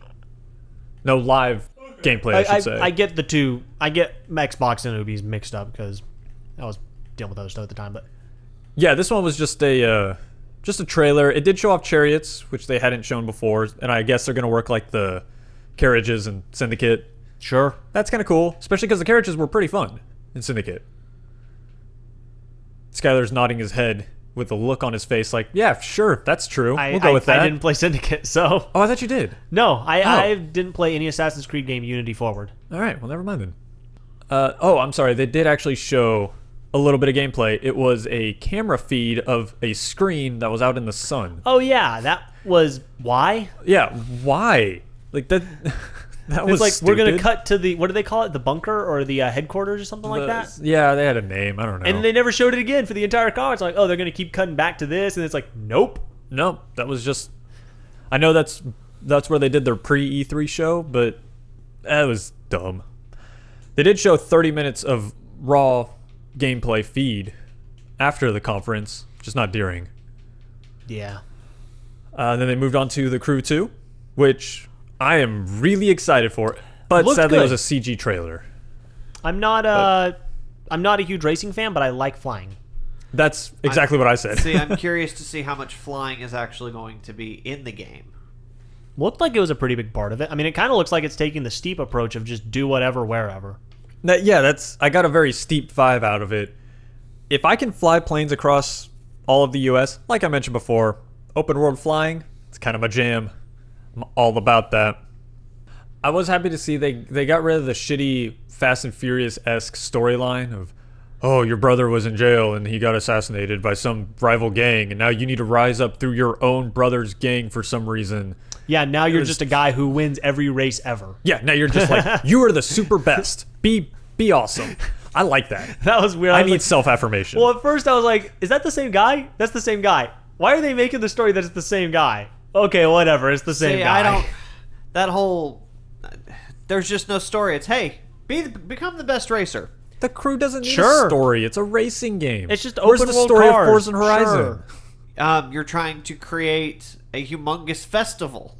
So in this Cool. one, you're trying to create a humongous trophy rack. Yeah, I mean, there's no story. It's a racing I mean, game. if I wanted a trophy rack, So we got planes. We got boats. we got planes, trains, and automobiles. No trains. We do have automobiles. No, Forza. they showed a train. The car outraced a train. Forza outraced a train. Yeah. I don't think you could drive the train, but the train was in there. Sure, trains are in the game. Confirmed. Still set in the U.S., which I really thought they would branch out somewhere else, but it looks like they've really fleshed out the U.S. Yeah, they had a big off-road component, which I don't know how much that was in the Crew. It was there. huge. It wasn't big Okay. until they had an expansion. I don't remember what it was called. Oh, Wild Run. Wild Run. That was their first major, like, year 2 update of the Crew, Well, I there was guess. an entire section of the main story game that's off-road. Yeah, but it was more like, hey, you can go off-road with your car. Not really about being off-road and what it's like to drive off-road. This time it looks like they're really diving into the crazy hills. The Crew was cool that you could drive across the whole U.S., but there was not a lot to do driving across the whole U.S. This looks like it's going to be much more interesting terrain throughout. And planes. And planes. Launching early 2018 with a beta coming soon, I guess. They didn't really specify. Yeah, But a you can lot of sign up betas for coming it. soon. A lot of sign up Yeah. for a lot of games all over the conference. That's just a thing now. South Park got a mobile game. release date, I guess. And a mobile game. cares? And it's got the mobile game coming. Yeah, if anyone cares. A lot of people care. I'm October 17th. I'm kind of excited for the South Park mobile game. I It looks don't weird. care at all. I mean, it's obviously just to promote the main game, but Oh, yeah. Now, I enjoy mobile games, though. That's fine. Actually, we didn't get any actual gameplay demonstration of South Park. Which I guess isn't surprising. They've shown no, I it think before. they've shown it but, off on the floor. I mean, it's been a long time coming. And then was the final announcement the only thing else? No, basically, they had Transference, which was a VR game starring Elijah Wood Yeah, that for looked, some reason. It's like a psychological Well, it didn't thriller. even look like it was a game. It looked more like it was a movie. Well, it's a psychological thriller horror experience, maybe? I don't know. Yeah. Again, no info. no one really knows VR yet, apparently. No one gets VR. PlayStation proves that. And then the last thing, which is the one that I wanted to talk about, which is amazing. I know it's a visionary trailer, but Beyond Good and Evil 2. Well, we'll definitely talk that. They did show off Far Cry 5, though. Oh, yeah. Beyond Good and Evil 2. Okay, fine. Far Cry 5 All looked pretty right. good. And the dog was adorable. The dog was awesome. Oh, I act like there's a lot to talk about Far Cry 5. It's another Far Cry. You know it. You'll play it. Murica. Fuck Co-op. yeah. Full co-op. Full co-op this time around. That's good. The guy walked out and dropped an F-bomb. That was cool. That was edgy. Yeah. Yeah, all right. Beyond Good and Evil 2. Beyond Good and Evil 2. God, it's so good to see that finally. I know we've had stuff along the road, and this technically isn't like coming out soon, but they brought the team out. They made it a big central focus. We finally got confirmation that it's coming, and we got an idea of what's coming. Well, of the current iteration. I mean, they have announced this game 3 or 4 times at this point as different things. I mean, they originally announced this game back in 2008. Yeah. So this thing has been, obviously they've changed it a lot from the original announcement. It no longer follows Jade. Looks It's like actually, it follows her mother. It's a prequel of some kind. They haven't specified how it's a prequel. But I would guess it's her mother. I mean, Just Beyond Good and throwing Evil that is out. just, it's such a unique game. I'm glad to see it coming back. And this one looks really cool. It does. Well, of what we saw, yeah. It was, again, just a CGI trailer. It kind of hinted at a lot of things, but it's all just guesswork. I kind of don't even feel like going through it because it's... It was more so, the cool thing is, a lot of people said, are you going to have Good and Evil at E3? They said, no. Are you going to have it at E3? No. And they had the trailer at the conference before E3 and threw everyone off key. I mean, it was a good surprise. And they did actually announce some concrete stuff. Like it's going to have a seamless online playground. Yeah, they like glossed over that without any fanfare. Which actually would poke holes in the idea that it's Jade's mother. It could just be, a bunch of random people. I mean, this could be like a... Well, the green eyes, though, kind of gives it. I mean, maybe it it's looks a very custom much like Jade. Maybe it's a custom character. Maybe. We don't know at this point. They had the sign up for the Space Monkeys program. Yeah, so you can sign up for some form of early access. They haven't specified how that works, but I'm going to guess a beta. It's nice to see it, which that's, if nothing else, the story of E3 this year is it's nice to see it's coming eventually. It's nice to see it's there. But because I don't want to be a hypocrite, that's what we complained about Sony last year. Yeah, I mean, that's why I say this E3 was nothing major, wasn't a bad E3. I can't get excited for Beyond Good and Evil 2 until we see something concrete because it's just been so long. It was a pretty cool moment seeing, I can never say his name, Michael Ansel, I think is his name. Sure. Michael Ansel, something like that. He came out on stage with tears in his eyes after the presentation. It's like you can tell that he feels like finally we're getting Beyond Good and Evil. Hopefully it actually comes out. Here's the big question. Before or after Kingdom Hearts 3? Fuck you We're not there. in the asshole, Batman. Like, right up in it, okay? We're not there yet. Sony was the final conference. Sony was Technically, Nintendo decent was conference. the last one. I mean, they showed a lot of cool stuff. Nothing that wowed me in particular, but I also am not a Sony person. There was, I mean, a lot of the stuff was like, oh, cool, yeah, that looks good. Like Uncharted Lost Legacy we knew about. Looks good. A new Horizon Zero Dawn expansion, kind of expected that. I was disappointed that Days Gone looks just like a Last of Us game. I was hoping for something a little more unique. Yeah, I mean, we got to see a little bit more about how the giant hordes play into things, which was kind of cool. It was cool. I wonder how much of it's actually dynamic. There was the chain bear, which was interesting. There was the zombie bear, yeah. But yeah, I mean, it was basically just, here's gameplay out of context, look at how purty. Wasn't that one the one where they had the zombie hordes? Yeah, last going year. after the guy. Yes. World War Z style, where he was standing in the middle of like that old sawmill at Yep. the very end. Okay. That's Days Gone. So. It looks like it is open world, which is pretty cool. And you can drive your motorcycle on around with cool little events scattered. But Sony, again, this year disappointed me in that they're like, oh, we're going to be really cool and just show you a bunch of games. It's like, that's cool, but we have no context for any of it.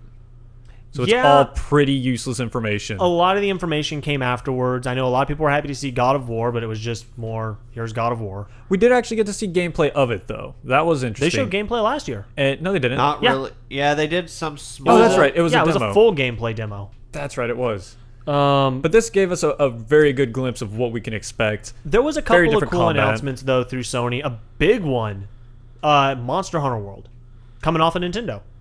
And that's a huge franchise. Well, you say coming off of, it's gone back and forth between Sony and Nintendo. They've kind of been battling back and forth for years with that one. Has Sony ever had Monster Hunter? Oh, yeah. I mean, the PSP and the Vita both had one, I think. I only ever known it on PS3 had Nintendo. one. Yeah. I've always been interested, but never have I gotten into one because I see it on Nintendo. I'm like, it looks great, but that type of game does not look like a Nintendo game to me. This one looks like a Monster Hunter I could get into. Yeah, And it's actually not Sony exclusive. No, it's not. It's coming to Xbox One and PC as well. But it's got the full 4-player co-op, drop in, drop out. Coming 2018. Looks like destructible environment. I mean, it's weird. As I was looking through my notes, I was like, huh. I have the same thing for a lot of different games. Yeah, more The same grappling notes. hooks. Grappling hooks. Making a comeback. Sure. bow and arrow. I like the T-Rex chicken. T-Rex chicken was great. Had a huge nose. It did have a huge nose. Sony was kind of lackluster until their big surprise announcement. I know it's not a big deal, but Shadow of the Colossus remastered for PS4. That's a pretty big announcement. I mean, that's one of the highest rated games of all time. I say it's not a big announcement in that it's not like it's a new Shadow of the Colossus. It's just the original brought over. Everyone's played it before. Well, a lot of people have played it before. It is one of the best games ever made. Played it. Do what? I never played it. One of the best games ever made. And it's coming to PS4 and it's full remaster. Looks good. Yeah, I mean, that's nice surprise. I would happily play it if I had a PS4. I guess it's all kind of a moot point for you. It's a moot point. Until I see something that sells the system for me, which Horizon Zero Dawn got me damn close. And honestly, the DLC for that looks great. The one that they teased, the Wintry North or whatever it's called. Yeah, the Frozen Snow Wilds. Monsters. Yeah, that one. I like snow. Yeah, it looks amazing. I think the system seller for you came at the very end of the conference Spider-Man? with Spider-Man. No. Oh my Really? god, Spider-Man was fucking amazing. Spider-Man looked good. I've played genuinely Spider-Man excited games. about that. They're fun. They're not a system seller for me. What do you mean? So, okay, this is Spider-Man with very clearly Arkham-inspired gameplay. Combat was very Arkham-esque. I never played through the Arkham games. You never played the Arkham games? No. That's why I'm saying it's like they always look good. They're very fun. Batman. Yeah. They never hold me. Then how did you do Assassin's Wait. Creed? Explain that to me. Maybe that's why they never held me, because I almost 100%ed Assassin's Creed 3. Wait, you really never played the Batman Arkham games? No, never completed them. I've played parts of them, but yeah. I really thought you were a huge fan of the Arkham games. Oh, they're fascinating and interesting, and I think they're great games, but it never holds me. It's his same level. It's like it's his. Let me put this in perspective. It's me with Darksiders. Except I've actually played Darksiders now.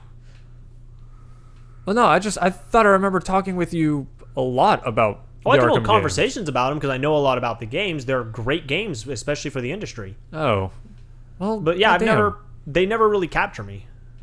It looks like a great game. It's just I couldn't watch the Spider-Man gameplay. We actually saw gameplay. It looks Live, really cool. raw gameplay. Without cracking the biggest smile in the world. I'm excited about it. I really am. I will say- I really am. the one thing that made me a little sad about it. If anything, and this is probably something that's very minor, I felt like he wasn't sarcastic enough. Oh, he had quips all throughout. He did, but especially like when he was sneaking up on people, there was a lot of moments when I'm just like, he would have had a one-liner for that guy.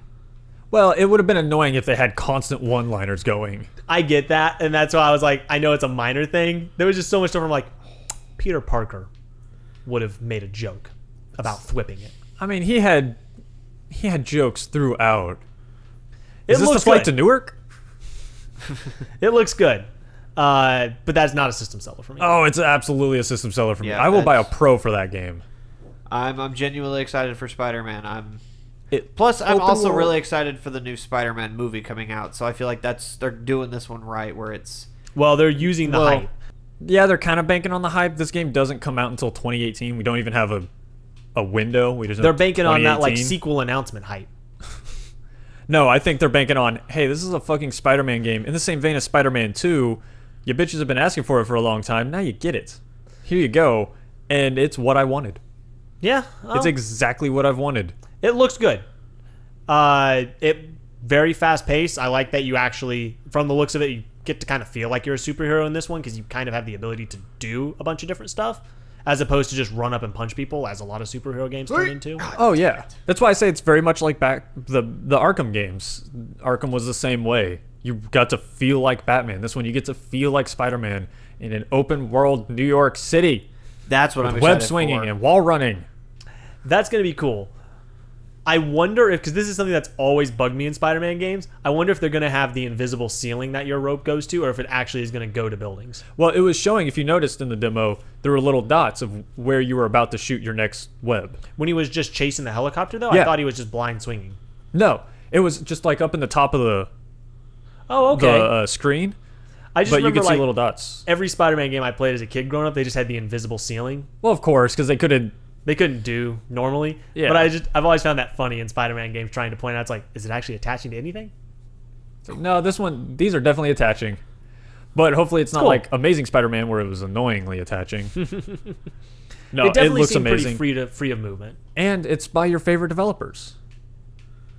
And I lost their name as soon as I said it. I mean, I have a lot of developers I like. Ratchet and Irrational? Clank. Insomniac. Yeah, Insomniac. Insomniac, yeah. Yeah, I love Insomniac games. Insomniac's developing this one. So there was a lot of other stuff Sony talked about. I mean, Detroit looks really cool. Dude, I'll be I honest. am excited for Detroit. Detroit looked cool. The stuff they showed beforehand made me way more interested than what they showed there. What do you mean? Like when they showed it off as the cop who was making all the different decisions, it looked really interesting. What they showed there didn't look like there was as much change in what you did. It looked like it was more... For instance, what they showed in the original demonstration, where it was the cop talking the guy off the ledge, it showed like a branching path of like 30 different things that could have happened in that scenario. What they showed this time was did you fight or did you not fight?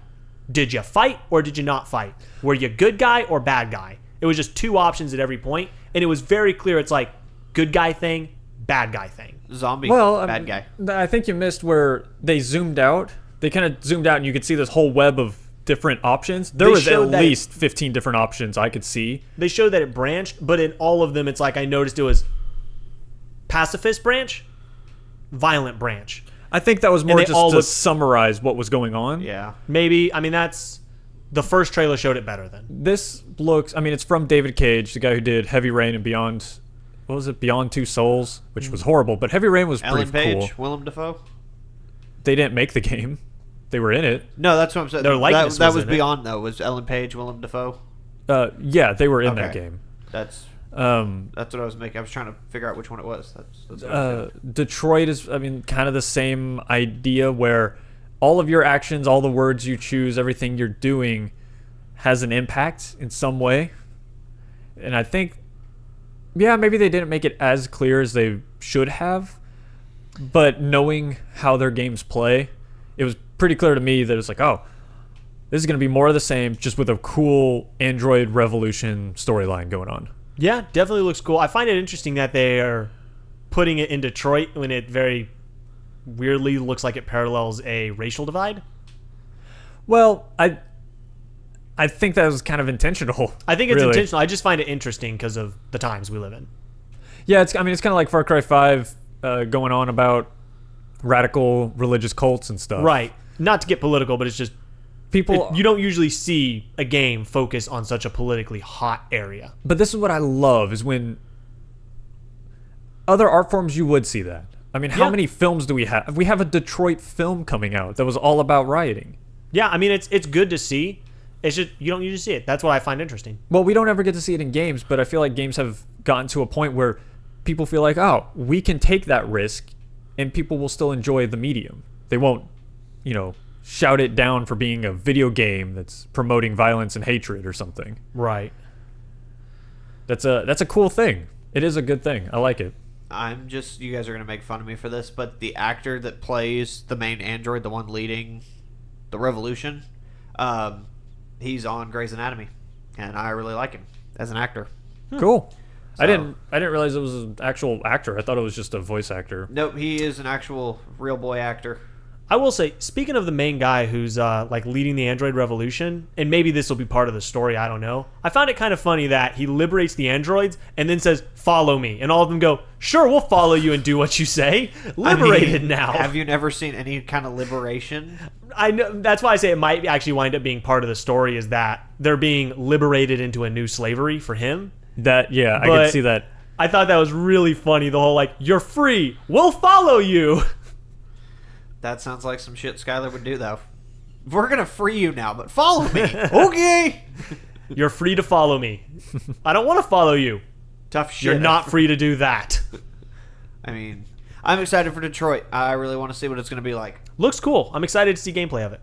More gameplay. Yeah, I was gonna say that was gameplay. I like those kind of games. I like the Heavy Rain style game. So yeah, very excited for that one. What else? Sony showed off a lot of VR that no one actually gives a shit about because none of it looked interesting. Oh, there is something I did want to point out about something I did see at the Bethesda conference that I completely forgot about. Amiibo support for Skyrim on the Switch. Oh, I was going to mention that with Yeah, you. Yeah, because Nintendo talked a little bit more about it. But Oh, yeah, did they? it was- Okay, I didn't see Nintendo. But that was kind of cool to me that they put the Zelda thing on the Switch, and oh look, you get Zelda stuff in Skyrim.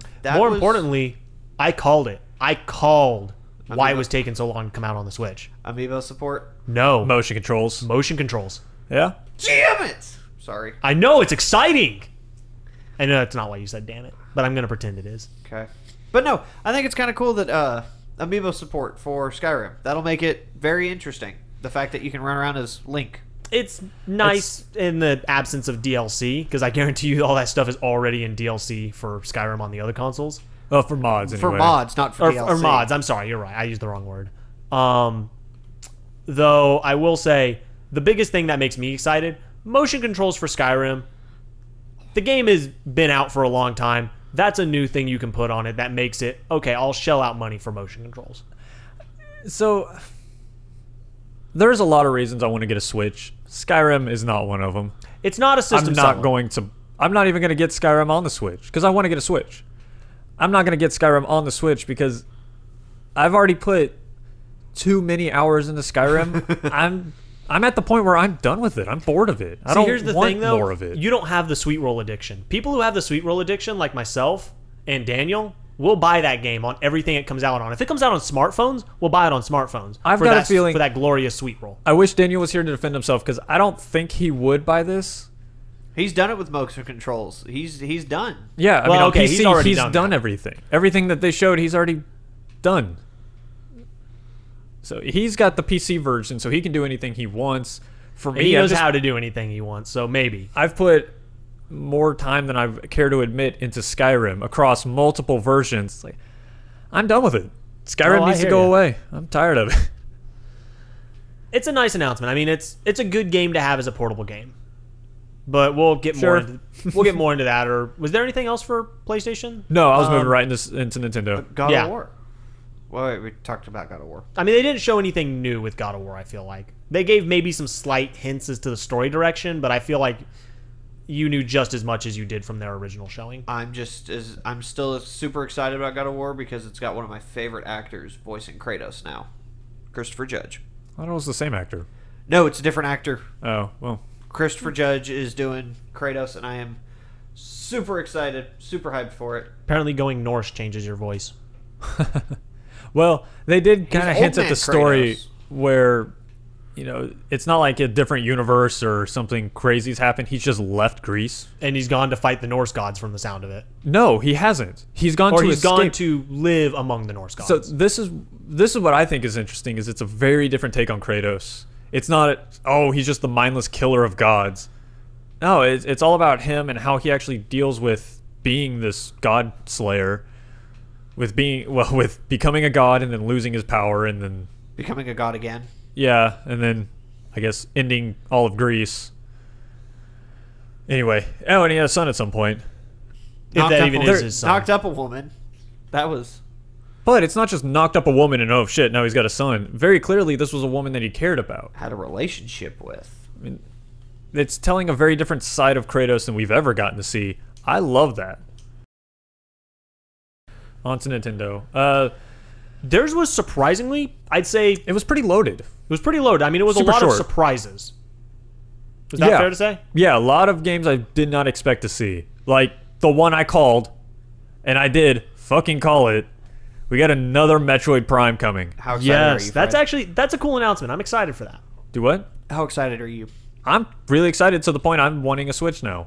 No release That's a system date, seller though, for me. But they said, I think, 2018 guarantee. I didn't think they had a date at all. I think it was just they didn't show anything. It was just Metroid Prime. Well, and it was the a number 4 with the screw jump symbol. Well, and then it said Metroid Prime 4, and that was Right. it. I think I'm pretty sure they said 2018 window because they made a point that they didn't want to talk about things more than a year out. They flat out at one point came on stage and basically said, yes, we're working on stuff. We're not talking about it because we don't want to talk about anything that's not 2017 or early 2018. Well, maybe Prime falls into that. I thought it kind of fell in with the core Pokemon title they promised for the Switch. True, which do you think they basically just included that as a direct, like, people got really pissed about the Pokemon Direct? We need to say something? They got pissed. Yeah, I think they got pissed about the Ultra Sun and Moon, and so they're like, okay, hold on, let's calm you down. We are doing something. Right, which I have whole theories about what this means, at least in terms of development. I'm always fascinated by how things happen in development. Yeah. Like the fact that Ultra Sun and Moon could have been the Switch title, that they just decided, no, we want to make something else. Let's just port this to the 3DS and have it be in the meantime. Well, until we know what the Switch Pokemon game's gonna be, it's kind of hard to make that kind They of guess. said it was just Right. Pokemon RPG, right? They said it was a mainline Pokemon RPG, which generally that means Well, they flat out said like Sun and Moon or Ruby, Sapphire. Like those are considered mainline RPGs. Well, I put it in quotes, so I know they said it. They called it a core Pokemon title. There you go. So another Coliseum. Yeah. Pokemon Snap 2. Oh, snap. That would be awesome, though. So those were some big surprises, but we didn't actually see anything about. They showed gameplay of a new Kirby and a Yoshi, both just called Kirby and Yoshi. Yeah, Cool names. They both looked exactly the same, except one was a Kirby game, one was a Yoshi game. Yoshi had a little bit different art style. Yeah, well, that's what I mean. They were basically the same game, just with I mean, they're very respective similar art characters. styles. They both eat things and throw them back out. I know. That's why I thought it was. Yoshi makes funny noises, though. I'm actually does really Kirby. happy to see Yoshi. I've never been a huge Kirby person just because I've just missed those games growing up. But I've always loved the Yoshi franchise. So I'm excited to see that. Having co-op in that. Yeah, and being I mean, it looks like it's an optional co-op, but being on the portable Switch console, which has the ability for anyone to jump in, that's a game I could easily see myself just somewhere playing. And then someone comes up and, hey, I want to try. Yeah, or someone comes up and goes, oh, hey, I love Yoshi. And it's like, do you want to play? Yeah. That kind of scenario of just, yeah, I got my Switch, here, play. Which I love that about the Switch. I've already had one or two moments of just like Mario Kart at my apartment complex and someone going, is that Mario Kart? Give me a Joy-Con. Nice. So See, that's cool to see. Cool. I like that aspect of the Switch a lot. So speaking of having a portable version of these games, I was super excited to see Fire Emblem Warriors. I mean, I've fallen out of the Fire Emblem franchise because they just suddenly there was a new Fire Emblem every year for a while. Yeah, I got way behind. Got insane. That is a franchise that's always needed a warrior style game, and I am so glad they got one. Oh, they're doing one?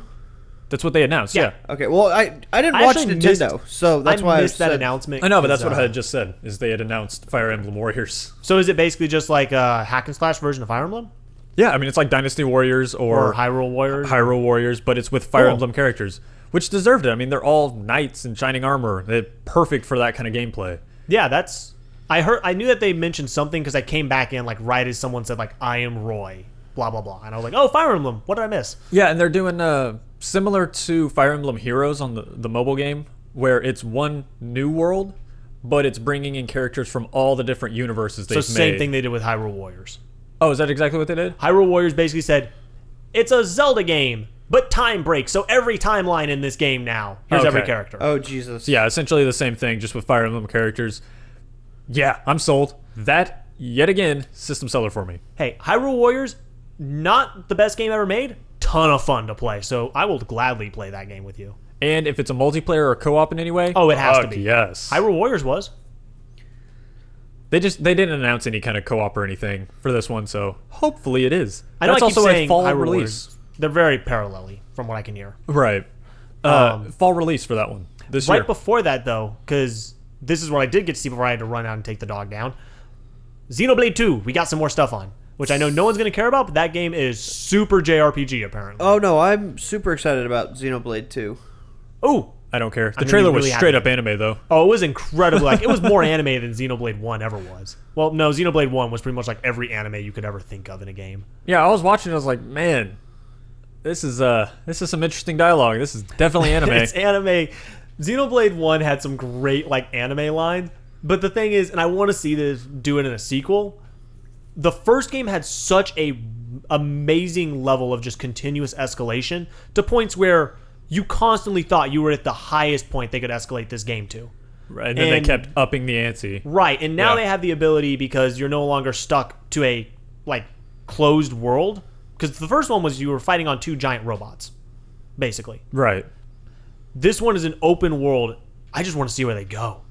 Yeah, well, their sense of scale already with what little they've shown was impressive. Well, I mean that's always been It's- Xenoblade's biggest like standout thing, is Right. just their scale. But it's actually kind of sad that Xenoblade is a Nintendo franchise because I think the game it looks good, but after Yeah, seeing everything that Microsoft and Sony showed off, I was like, man, this looks a couple years behind the curve. It would look better on another console. I guarantee you, if you try the gameplay out, you would love the gameplay. I think. Oh, I bet the gameplay is fantastic. The game is very interesting. It's one I always wanted to play, but the original was on Wii, and I couldn't really They play ported games it on to a Wii. 3DS at one point. I like to see them port it to the Switch, just If it was for on the more Switch, exposure. yeah. If the original came out on the Switch, I would definitely play it. This one, I would definitely take a look at since it's on a console that I would actually pick up.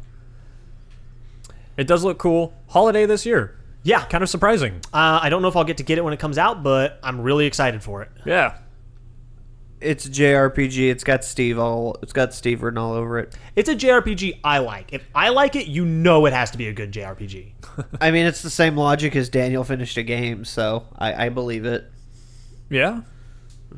Which again, I wish he was here to talk about Shadows of War because we're not going to go into it. But I fell there's a lot of asleep cool during stuff. that part of the conference. British Ogre was It cool, put but me to sleep. Orc, not Ogre. Sorry. Orker.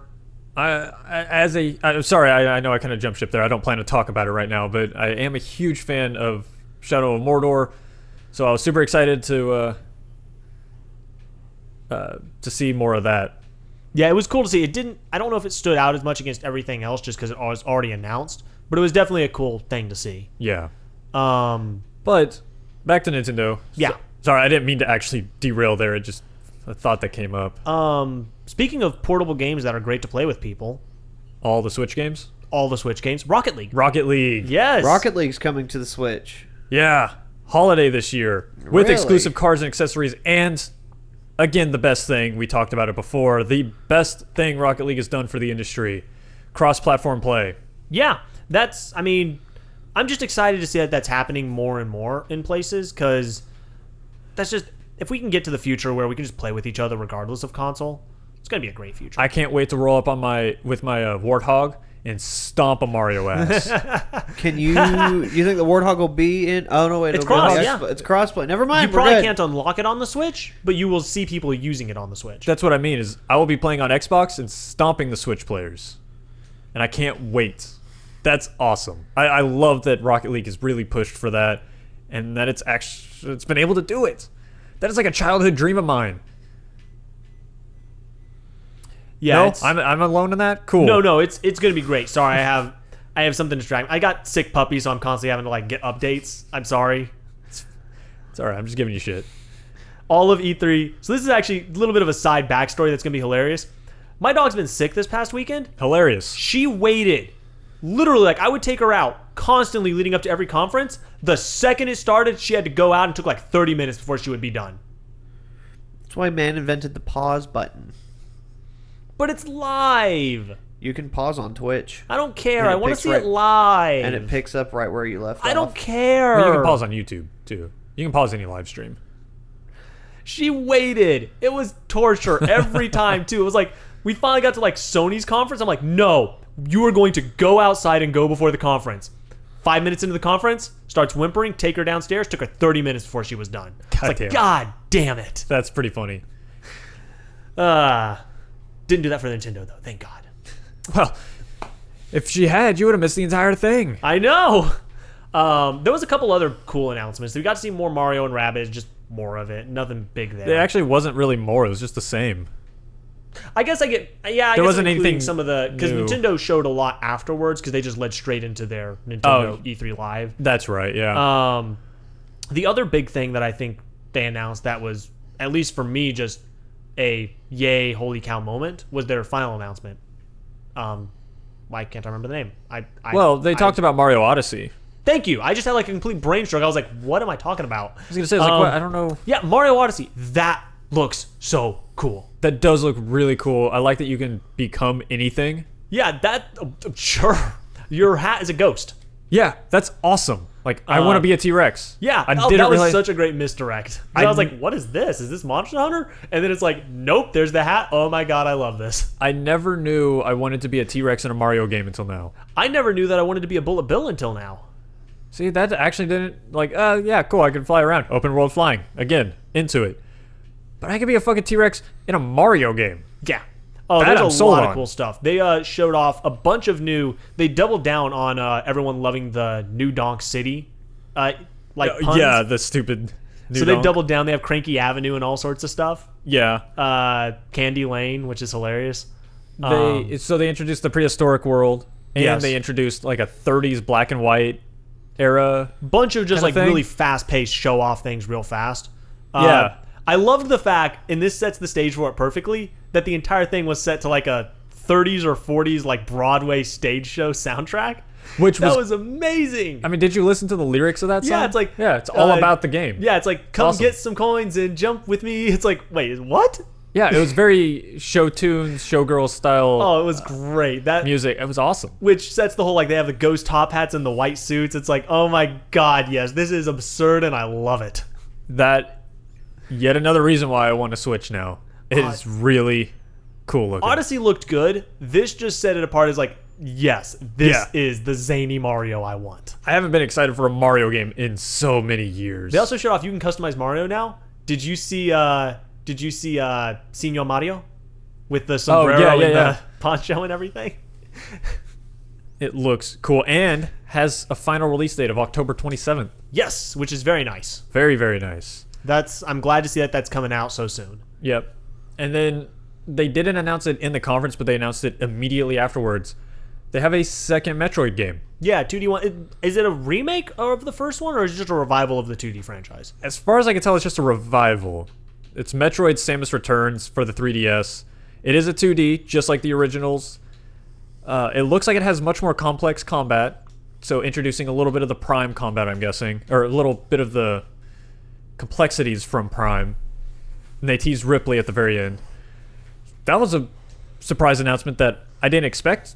No, I and mean, I'm glad they did. That was the thing. It was a lot of announcements that no one expected. Yeah. And that's what I think made Nintendo the only conference to really like stand out as a surprise conference. Though I still think Ubisoft was probably the strongest. I disagree. I think Microsoft had the strongest, but Nintendo was a close second for sure. If it wasn't so short, if they had a little bit more, like I said, the problem is no context on a lot of stuff. Well, and the other thing Takes away is from the gameplay they did show. they didn't discuss any long-term stuff, which is both great and terrible because it's like, well, we don't know if we're getting any of the franchises that we really want here soon or not because they wouldn't go any further than like early 2018. What do you mean? We're getting exactly the franchises I wanted. Well, there's also stuff where people are like, well, are we going to get another Star Fox, another Donkey Kong Country, I don't give a another fuck. Animal Crossing? We're getting 2 Metroids. Be happy. Oh, I'm incredibly happy, but I also, it's a double-edged sword that they wouldn't go beyond early 2018 because we could have next holiday a new Animal Crossing and just not know yet. But no one wants a new Animal Crossing. Everyone wants a new Animal Crossing. You I shut your whore disagree. mouth. I don't want one. Look, Animal Crossing is amazing. KK Slider is the best ever. Just deal with it. Look, shut your dirty whore mouth. Here's the deal, Skyler. If I'm going to get excited about Nintendo, I'm going to get excited about my Nintendo. Your Nintendo is Animal Crossing and Pikmin and all that. My Nintendo is Metroid. Yeah, that's fair. We would like to play. No, I think Nintendo actually had a surprisingly good show. And kudos to you, really Nintendo. good. I thought you were a failing company, and now I'm excited to buy your Switch. No, God Switch is the damn it. future. What did I tell you? It's not what the is future. 2018? It is What is not- 2018? The year of the Switch. The year of the Xbox One. Is it the Year year of of the the Switch. Switch? Because we haven't got a whole lot of 2018 announcements. I mean, what dominated the first half of this year? Breath of the Wild, thank you very much. What's going to keep dominating? Splatoon 2, Mario Odyssey. I think you're overselling Zelda. I think Breath of the Wild was good for March. I mean, everyone talked about Breath of the Wild. Yeah, But March. nobody's talking about it now. I mean, that's the whole thing is People Breath are of the still- I mean, Wild. they also announced DLC. It's still a huge game. It sold more copies than they did Switches for the Switch version. I looked that up. They we The proof completely must be in the missed pudding. it, but they did actually detail the first of their map packs and then tease the second one. I mean, it was nothing we didn't know. It was just cool to see it all, I guess. Yeah, to get some more information on when it's coming and what it details. Yeah, I'm still not interested in that game at all, so it's not one that caught my eye. But good for the fans. Good stuff. Oh, the first map pack out on June 30th.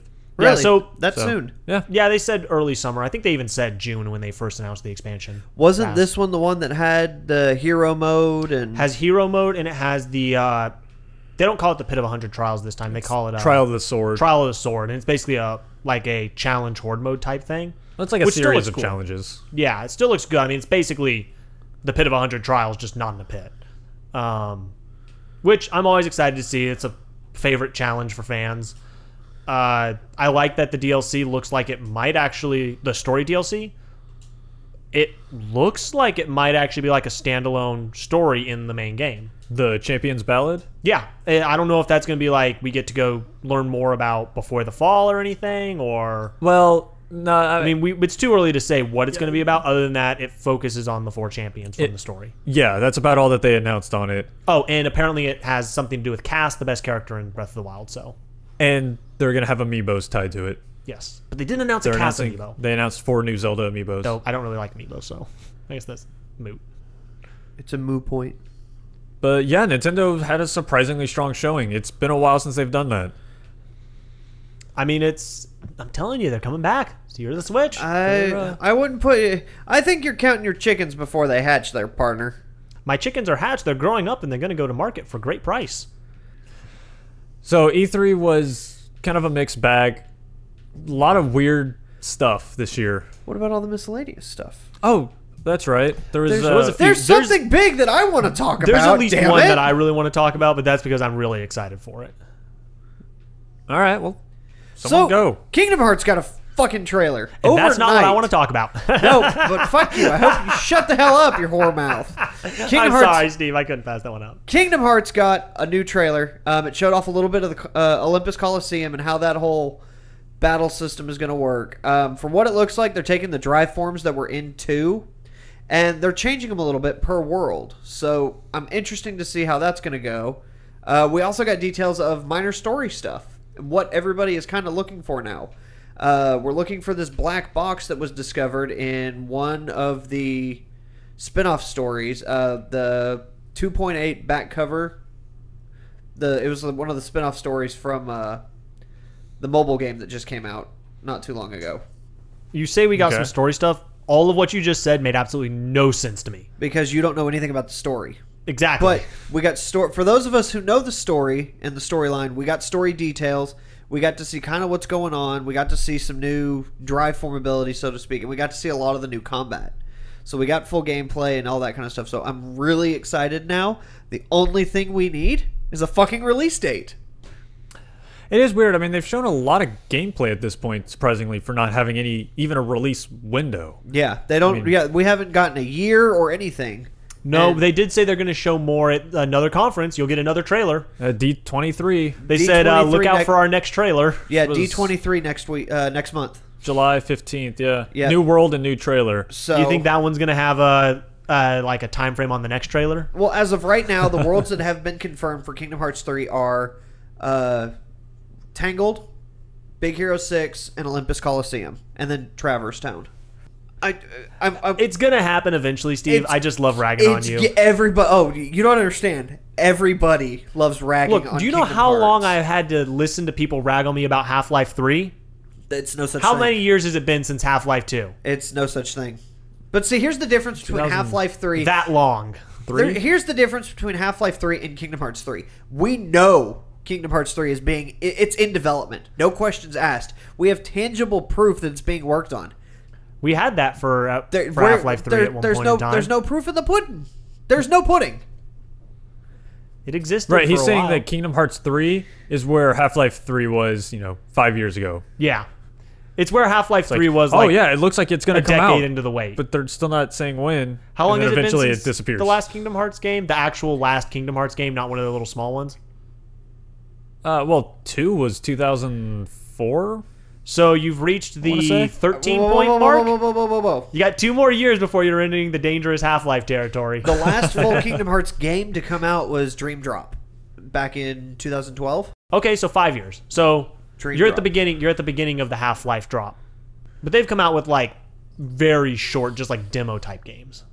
Well, no, they're they've only all done one. long. They've only done one quote demo style game, and that was the .2 fragmentary pass. Okay, I mean it's all fragmented and convoluted. So Oh, yeah. It is. It's worse than a Metal Gear game. I swear to God. All right. Well, Was that up for the miscellaneous? no, because there's one other big one that What I do was- want to touch on because it You got said- glossed over. You said we had a whole miscellaneous section there, Fred. I've got a bunch of stuff, but none of it. I want to mean, know we're already Fortnite. over 2 I know hours. Fortnite got its announcement trailer just ahead of E3, but people have been waiting so long for that one, and it looks really good. It's the next game from Epic, the people who did Gears of War originally. Yeah. And, I mean, it's a really interesting world, and now that we begin to see more gameplay, the way they described it originally is a hectic build a fort while defending yourself.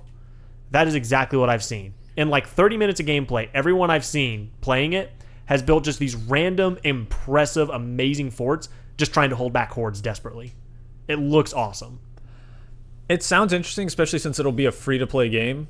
It will, though they are doing an early a Founders Pack next month to get in before it goes free to play. Yeah, you get in early and you get bonus stuff. I mean, that's how a It's lot of early free-to-play access. do now. Paid early access. Yeah. I will definitely give it a go. That's for sure. I've been watching this one for a while. I'm real excited that we're finally getting a Founders Pack release date. The fact that we're finally getting any release date. It's been silent for so long. And I mean, it's come such a long way. I mean, this was announced back when the Minecraft hype was huge, and everyone was like, you have to be able to break things down and build. And that was the big new thing. Sure. I mean, Yeah, that's what it looks cool. I'm excited for. I'm glad that we're finally getting some movement on it. It never caught my attention back when it was originally announced. It felt like it was trying to ape off of Minecraft's success. That's why I say it was back during that big hype. Yeah. But it looks original enough and it looks unique enough and fun enough to break out of that mold. Yeah, and it sounds like it's not Minecraft-esque anymore. No, and it's not like Ark or any of these other, which are great games, but it's not like these other ones that are basically perpetual world, just do whatever. It's very much you have goals, you have focuses.